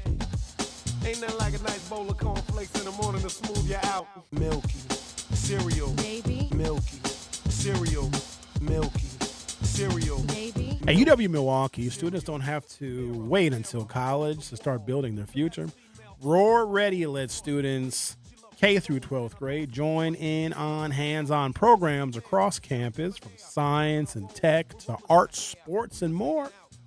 Students try new things and meet new people and build skills that matter. Get started today at uwm.edu/roarready. That is uwm.edu/roarready. Carbohydrate and scotch with sodium. She took me to a crib, threw me on the couch. I woke up the next morning with a spoon in my mouth. She's milky, cereal. Love me some old school LL Cool J. I got some crime numbers here. Our infrastructure of this city is not flexible enough to comprehend this is a black city. And we should be proud of that. But we also have to do some upgrades and updates to the infrastructure of this town, because I think it's still set up to be an old German, Irish, Catholic, Italian, Lutheran city. The fact that we've got 8 of 15 members of the Common Council are black. I don't even know how many black members of the county board we have. Enough. Got a county executive that's black. He also ran for governor, and then he dropped out of the race for governor. And the same day he dropped out of the race, he endorsed Sarah Rodriguez, but said that no, that wasn't a part of the plan. Oh, of course it was. Mandela Barnes, he's running for governor. We got a black mayor, got a black police chief, got a black lady sheriff. Dr. What's her name? Denise Ball? Danita Ball. I want to get her name wrong. So we do have a lot of African-American elected officials, but please don't let that fool you, because there's no amount of black people that have the ability and the power to deconstruct and dismantle institutional and structural racism. If you think that just having black majorities is able to do that, then you may not have a profound enough understanding of history, because there's a period of time where probably 60% of the population in the antebellum South was black, and they didn't have the power to do nothing. So numbers don't account for much. It is the structure, it is the system that gives favoritism to a very small number of powerful people, because they get to essentially control everything. Now, Milwaukee is on the cusp. I think that once we start recognizing the impact and the power of black people and minorities writ large, we can chart a new course for this city. And we need to start charting it right away, because the crime numbers are leaving a lot to be desired. Crimes, there are 61,000 crimes in the city of Milwaukee per year. There are 5,080 crimes committed per month in the city of Milwaukee. There are 1,173 different crimes. So property crimes, theft, motor vehicle theft, burglary, robbery, aggravated assault, simple assault, homicide, sexual assault, and arson. These are the crime categories that I'm using. There's more than this, obviously. There's a whole bunch of misdemeanors, and there's things that people can get cited for. All right? But these are the categories that we are speaking about. I'm giving you this breakdown so we can get maybe a different perspective on crime. And if we, the public, have a different perspective, maybe we can start analyzing things differently and looking at things differently, because the public needs to play a much more active role, because the police can't stop all this. I believe I was telling you yesterday, or maybe the day before, that there are about 6,000 residents per square mile in the city of Milwaukee, roughly. And the city is 96.1 square miles. So in each square mile, you got about 6,000 people. Also, in that same square mile of city where you have roughly 6,000 residents, you only have 15 police officers. So there's no way, even if we increase the number of cops by a factor of 10, even if we had 150 police officers per square mile, you still have 6,000 residents and only 150 police. But that isn't even close to where we are right now. Right now, we are at about 15. It's like 15.6 cops per square mile. Each square mile contains 6,000 people. Now, the good news is the overwhelming majority of those 6,000 people per square mile, they're very good people. They're decent people.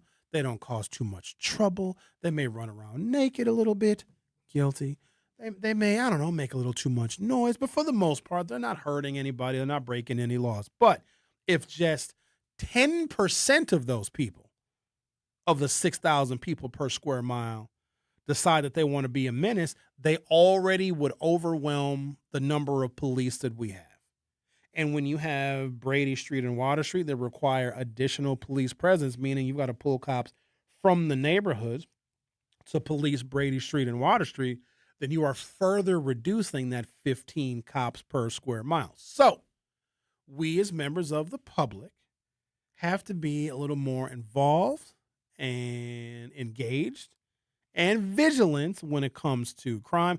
Also, I wish that we had a little bit of help from the candidates that are running for governor. I wish that they could offer some solution. But again, if you're running statewide, you don't want to mention Milwaukee too much because you may scare out state voters.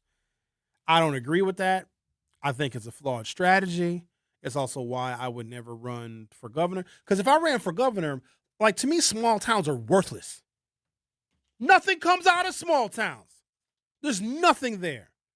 There's no fun. There's no excitement.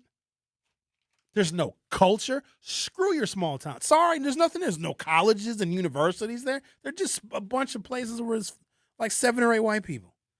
I'm not going to represent you. Represent yourself. See, that's why I can't be a candidate for governor. There are 34,000 property crimes in the city of Milwaukee per year. There are 2,833 property crimes every month. There are 654 property crimes every 7 days in Milwaukee. There are 93 property crimes in Milwaukee every day. There are 3.9 property crimes every hour in the city of Milwaukee. And oh my God, the average time between crimes is 15 minutes. Theft or larceny. There are 20,000 incidences of theft/larceny in the city of Milwaukee every year. Every month, there's 1,006. These are reported crimes, by the way. Every month, there's 1,667 incidents of theft or larceny, 385 thefts per week, 55 thefts per day, 2.3 thefts per hour, with an average time between thefts in Milwaukee of 26 minutes. Motor vehicle theft. 8,000 cars are stolen in Milwaukee. That's a lot, y'all. 667 cars are stolen every month in Milwaukee. 154 cars are stolen every week in Milwaukee. 22 cars a day are stolen in Milwaukee. There's literally one car stolen an hour. The average time between car thefts in Milwaukee is about 66 minutes. So if one car gets stolen, 66 minutes later, another car is going to get stolen. I'm going to take a break, come back, give you some more details on the frequency of crime in the city of Milwaukee, just to give you a baseline and a different perspective so we can maybe think differently about how we as the public can start thinking about crime reduction strategies. First and foremost, make yourself less of an attractive target. You got to make sure that you're not a victim. Be a tough target. The Truth with Sherwin Hughes. Will be right back. The Truth with Sherwin Hughes returns after this on 101.7 The Truth app, and 101.7thetruth.com. Our children deserve a real chance to make it in life, and a good education is a passport to opportunity. At City Ford Collective, we're working to make sure there's a great Milwaukee school for every Milwaukee family, because more good options lead to better outcomes. And who doesn't want that? Together, we can give every child the foundation they need to thrive, and a stronger future for kids means a stronger future for Milwaukee. To learn more about our mission, visit us at cityfordcollective.org. That's cityfordcollective.org. The performing arts do more than entertain. They bring the community together. From live performances and arts education to free community events, UPath helps support the organizations that keep southeastern Wisconsin vibrant. But it only happens because of people like you. Every gift helps keep the arts accessible and inspiring for the entire community. Join thousands of supporters and give today at upaf.org. UPath. One gift, regional impact. And here's Heather with the weather. Well, it's beautiful out there, sunny and 75, almost a little chilly in the shade. Now, let's get a read on the inside of your car. It is hot. You've only been parked a short time and it's already 99 degrees in there. Let's not leave children in the back seat while running errands. It only takes a few minutes for their body temperatures to rise, and that could be fatal. Cars get hot, fast, and can be deadly. Never leave a child in a car. A message from NHTSA and the Ad Council. Babes, what are you doing? What? I'm just mowing the lawn. No, it's blazing hot and dry out here. Don't you remember? Smokey Bear says. Avoid using power equipment when it's windy or dry. Where'd you learn this? Oh, it's on SmokeyBear.com with many other wildfire prevention tips. Right. Thanks, honey bear. 'Cause remember, only you can prevent wildfires. Brought to you by the USDA Forest Service, your state forester, and the Ad Council. When a warrior faces adversity, he fights through it. He finds a way. Freedom isn't free. Rolling strong. Belief. Believe you can, and you will. Wheelchairs for Warriors provides mobility solutions to veterans and first responders injured in the line of duty. Join the mission and visit wheelchairsforwarriors.org. Here's the deal. We gotta set ourselves up. See, retirement is the long game. We gotta make moves and make them early. Set up goals. Don't worry about a setback. Just save up and stack up to reach them. Let's put ourselves in the right position. Pre-game to greater things. Start building your retirement plan at thisispretirement.org. Brought to you by AARP and the Ad Council. You are listening to The Truth with Sherwin Hughes on 1017 The Truth app, and 1017thetruth.com.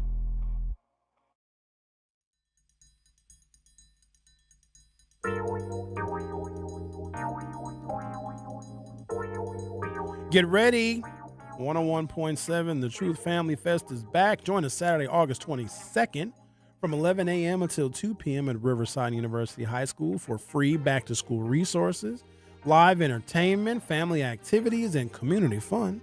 Vendors and sponsors can reserve a spot by emailing Sierra.Brown at MilwaukeeBlackMedia.com. That is Sierra, Cierra.Brown at MilwaukeeBlackMedia.com. Proudly sponsored by Educators Credit Union, American Family Insurance, Milwaukee Public Schools, and Ascension.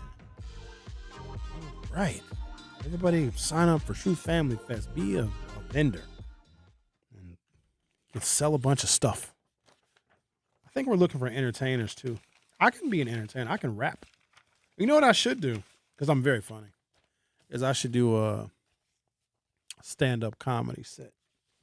Who do you consider funny? Myself. I'm talking about comedians. What is it? I'm trying to think of what this guy's name is. In fact, he's coming to the Riverside in October. See, they're not funny anymore. No, he's funny. Josh, is it Josh J? Joshua? Hang on, what is this dude's name? I see him. He posts these Instagram reels. You got to be careful with that because when comedians and a lot of up-and-coming comics will use like little Instagram clips of some of their funniest bits, that doesn't mean their whole routine is going to be good. They're just posting on social media these little 30-second and 1 minute long clips that can get a laugh. Is it Josh Johnson? Hold on. Yep. He's really good. He's like a younger, more modern, less transphobic Dave Chappelle. He comments on the contrast of our society and racial issues and cultural issues. He's really good, really intelligent dude. Josh Johnson, he's good. I know some of y'all hate on him, but Kevin Hart is very entertaining. I'd still like Kevin Hart. Dave obviously is the best. And then most of the other comedians that I find funny or entertaining are dead or controversial. Eddie Murphy is one of the greats. Richard Pryor is the greatest of all time. Bernie Mac stands the test of time. Of the kings of comedy, Bernie Mac by far. D.L. Hughley is not funny. He's annoying. Steve Harvey makes me sick. Cedric the Entertainer. He's better in movies than he is as a stand-up comedian.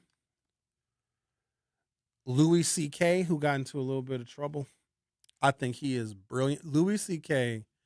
is the only white comedian that uses the N-word in one of his bits and did not get canceled. Now, he got canceled for something else, but the way he set the joke up, everybody laughed at it. It was absolutely hilarious. There are 3,800 burglaries in the city of Milwaukee every year. There are 317 burglaries per month in the city of Milwaukee. There are 73 burglaries per week. There are 10 burglaries per day. There's about 0.43 burglaries per hour, and there's about 2.3 hours between each burglary in the city of Milwaukee.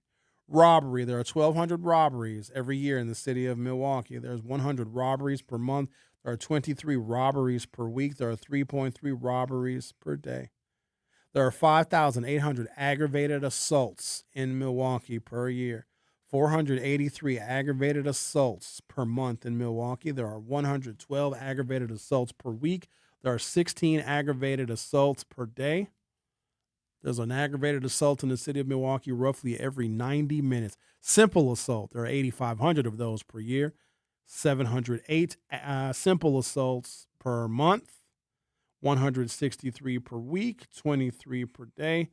There's an aggravated assault in the city of Milwaukee roughly every hour. Let's talk to Linda. You're on 101.7 The Truth. How are you?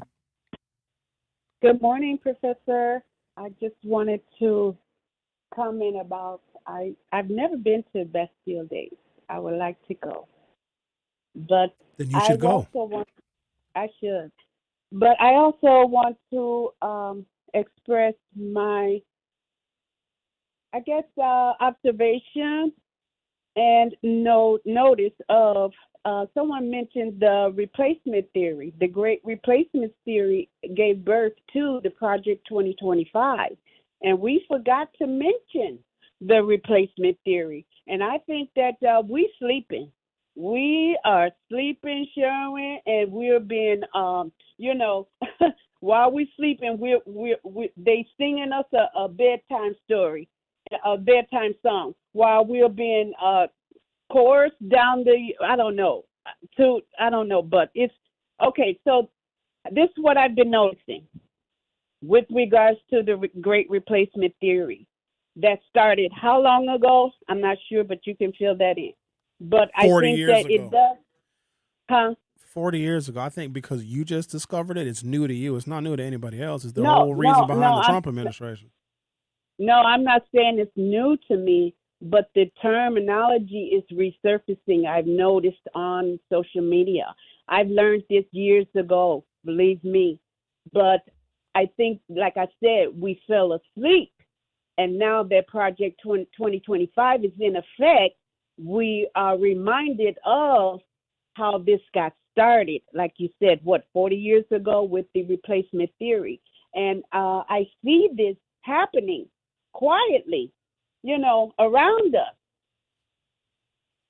By number one, depressing society and us of our right to enjoy our history, royal history, royal heritage, the suppression of that, but they want to really showcase some type of animalistic behaviors that Black people have, but and replacing our royal history and heritage. You see these white faces, Arab faces on our royal heritage, our royal pharaohs, trying to replace our history, man.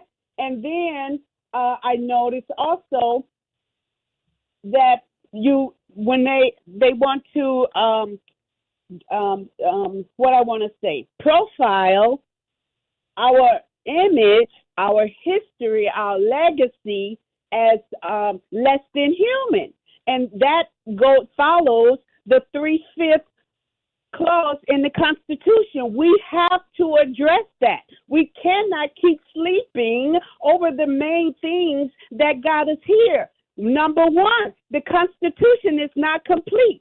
Obama said it himself. The forefathers did not complete that, did not honor us when they did not finish that 3/5 clause. There's no such thing. There's no scientific proof of a 3/5 human. That needs to be addressed. And I think that is the mentality that carries into the racist mentality. They think that we are less than human when, I don't know. I'm just getting really frustrated. Sherwin, wake up and sit up. Sherwin, wake up and sit up and tell me, fill in the replacement theory and how it's playing out in our faces, man. White people are afraid that they're going to be outnumbered because demographically they are shrinking. But to go back to our history, why do we expect white people to teach us about us? And that's an object. Yes, we do, because they're not. We expect white people. We're leaning on them to teach black people about black people. Fundamentally, that's flawed. Okay. No, I don't. All right. Well, we get mad when they don't teach us about us because we expect them to teach us about us, and that's insane. They never will. They shouldn't. And that's why I'm taking up this opportunity with the Good Neighborhood Grant to teach. Hello, somebody. Outside of the classroom, outside of the policies. I'm going to teach by volunteering my time and those students that are interested in learning. While I'm tutoring math and reading, I'm teaching Black history. Hello, somebody. That's exactly what you should be doing, Linda. You have found a way in which you are going to give back, and you have the Neighborhood Grant Program. We want more people to do exactly what you're doing. But the people that you want to try and wake up and get them more involved and engaged, they're not going to be able to do it. They don't have enough time. They got to work 2 jobs. They got to take care of their kids. They're dealing with family stuff. And probably about 60% of our community is functionally illiterate. So even if you want to teach them stuff, they're not going to comprehend it anyway. But I see where you're coming from, and you're on the right track, Linda. But I got to take a break now. All right, Sherwin. Talk to you later at Bastille, I guess. No. If you see me, you have to leave me alone because I'm going to be working. You understand me? I am not. If I see you, I'll be on the other side, baby. I won't come near you because I probably have company anyway. No, you won't. When's the last time, Linda? When's the last time you've been on a date? Exactly. Let me tell you something. No, whatever you say, let me tell you something. That means the 70s. Let me tell you something. You don't know everything about Linda. You don't know everything about a woman, honey. You're right. Let me tell you something. Can I ask you a question instead of trying to overtalk me because you don't have a response? When was the last time a man took you out on a date, Linda? What makes you think I'm not in a relationship, because you're not. When was the last time? See, you're acting like a woman right now. I'm asking you a question. Provide an answer. When was the last time a man took you to dinner? And I'm not going to answer you because you don't have an answer. I do have an answer. I had company in my house 2 days ago. That's different. And guess what? Linda, and guess what? He did not stay in my bed. It was a friend type of, Linda, visitation. you're still not answering the question. When was the last time a man took you to dinner? I'm not telling you. Because I'm not telling you about my private, personal life because it's private and it's personal. Linda, there's nothing private or personal. If I'm asking you the last time you went out to eat with a man, there's nothing personal about that. That's just social interaction. When was the last time a man took you to dinner? That's you being inquisitive. And guess what? I got a lot to say. I got a lot to bring to the table. Anybody ask you when was the last time you sat at a table across from a man that was paying for your food? You should pick up that leg when you go when missionary and back door. I don't know why y'all like the back door so much. What happened to the front door? Who said that? I got to get off the phone.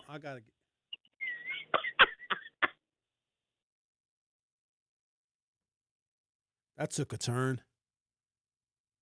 She said, why y'all like the back door so much? What happened to the front door? Maybe. Speak for yourself. Yeah, I'm not into that. Not I said the front. Nor am I. No. Okay. So she couldn't answer the question. When was the last time a man took you out to dinner? See there? She said, a man was over my mouth. That ain't the same thing, no. Yeah, it's probably a platonic friend. Whether it is, whether it isn't, that's not what I asked her. I know. All right, I'm going to take a break. The Truth with Sherwin Hughes will be right back. Don't touch that dial. The Truth with Sherwin Hughes will be right back on 1017 The Truth, The Truth app, and 1017thetruth.com.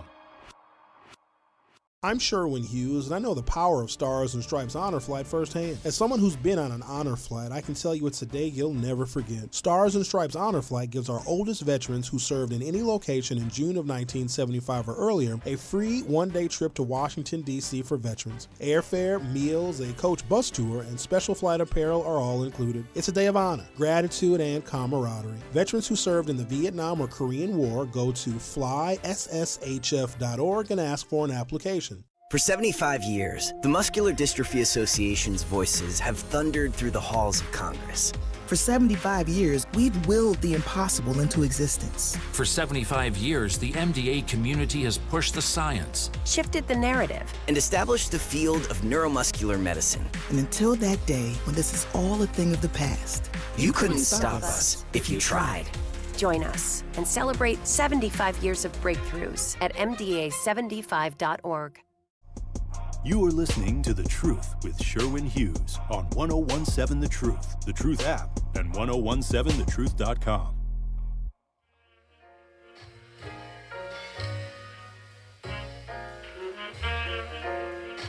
And as people just do well, the rest of us don't do well. And honestly, just to put it very bluntly, I want everyone to love Black people. And I want everyone in this state to know that, we do not have a state of Wisconsin without Milwaukee and the Black communities. I'm not trying to platform this lady, Francesca Horn, just because you want everybody to love Black people. What about some policy, Franny Pants? I will have you know that she is saved in my phone as Franny Pants. Won't you call her? Right now? Oh, no, not right now. Just have her back on the show to, talk about what she's going to do for Black people. She ain't going to come back on my show till she starts spending some money on Black media. Like, I'm not going to platform her unless you actually, if you don't find this platform worthy of investing in, a platform that has hosted her before, and she's got millions of dollars to spend, plus outside groups and DSA, and she just raised $100,000 on that dude's podcast. She can't spend $5,000 here to run some ads promoter campaign. I would have a lot more respect for her if she said, you know what, Black media is worth investing in. Because I'm going to tell you what, the other candidates ain't spending no money here, especially Sarah Rodriguez. How can I support somebody that won't support us? She'll want to come on the show. In fact, her campaign manager called me yesterday. I ain't calling back because I was at Bastille Days thotting around. I was thotting yesterday. I seen he called. I said, I'll call you back. Nah, I ain't calling. Cut the check. Like, seriously. Sick of running PSAs. And when Homer goes to break and he says, we got to go pay some bills, I actually want us to be paying bills. These PSAs that y'all hear, those don't pay nobody. One of them is about damn forest fires. Ain't no forest fires in Milwaukee. There's not even no forest here. How are you expecting me? Like, I'm coming from a different position now. I work for a broadcast media company that only lives by advertising. If we got 5 candidates still in the race for governor, that some of them are going to need the Black vote now. They're going to need it. And if you need it, you got to court it. And if you court it, don't you want to promote your policies and your ideas and try and convince people why you're worthy of their vote by advertising in some kind of rotation? Wouldn't it be nice if every time I went to commercial break, we heard from a different candidate talking about a different perspective on Milwaukee that they would help, that they would invest in, that they would try and improve? Wouldn't that just be really, really nice? Because not only would it help inform us about the candidates, it would show that they're willing to put their money where their mouth is. Like, look, why you expect me to vote for you and you're not investing in us? Because we need these platforms. Because I don't know what y'all would do if we didn't have the Truth and NOV and the Courier. What would you just get your information from the Journal Sentinel? The Journal Sentinel is just about done, by the way. It might get bought out one more time by some big national media company, but if not, it's going to be running as a nonprofit on philanthropic dollars. The Journal Sentinel is a shell of its former self. Here's an example. Some of y'all used to have a subscription and got the paper delivered, sometimes twice a day, because it used to be 2 papers. Remember that? We had so much enthusiasm about local news that we had 2 newspapers in this city every day. The Sentinel came in the morning, then you got another newspaper delivery in the afternoon. Then they said, okay, people aren't subscribing as much, so we're just going to go to the Journal. And you got the Journal delivered 7 days a week with the big fat Sunday paper. When's the last time you even saw a Sunday newspaper? Remember how big a Sunday newspaper used to be? It used to be the size of a telephone book. Now you don't even see them no more. Now it's JS Online. So they got rid of paper altogether, and now you just go to a website. That is the slow decline of news media. And they ain't really got a leg to stand on. One of my good friends is a writer. You know what she spends about 60% of her time doing? Looking for grants to pay writers to still write for the Journal Sentinel. So if we are not here as far as Milwaukee Black media, because I'll be honest with you, I am a consumer of media, and I'll look at our local news stations and their corresponding websites because I'll glance at them to see what they're talking about, and maybe they have some information or a story or an idea I might use here. It all sucks. I seen a whole article and a video. Apparently, they have a kissing booth at Bastille Days where you can kiss a French bulldog. A Frenchie kissing booth. I got so much dog fatigue. I'm so sick of y'all and these damn dogs. What's wrong with dogs? Dogs are the best. Have you ever experienced the love of a dog? I mean, experience the love of a hamster, a gerbil, a ferret. I used to have parakeets and also had fish. They're pets. They're beasts. That's what they are. They're not people. They don't deserve the same as people. They shouldn't be in a damn grocery store. They shouldn't be sitting in a damn grocery cart. If I see somebody with a dog in a grocery cart, they put dogs in a little child seat in the I tell management immediately, like, yo, we put food in these carts. And this little mangy ass mutt sitting his unwiped doggy ass where I might want to put my produce is disgusting and it should violate health codes. Or I'll just pretend to, so they'll have their cart and I always pretend like I don't know where I'm going with my cart and I'll ram into them by accident. Oh, I'm sorry. Oh, sorry. I didn't mean to do it. Didn't see you there. You're trying to start a fight. Ain't nobody starting no fight with me. Don't nobody want none of this. Dogs? Man. I'm talking about these little, tiny little, you know how many people had dogs at Bastille Days? Oh, First yeah, of all, I know. it's thousands of people. Nobody watching out for your, I almost said a bad word. Dogs are the best. All right. See you soon. I'm just Zeus. saying I got dog fatigue. That's like, y'all can have your dogs, but just keep them at home. They don't need to be. I told this story years ago, but I went to the Jimmy John's on State Street in Wauwatosa.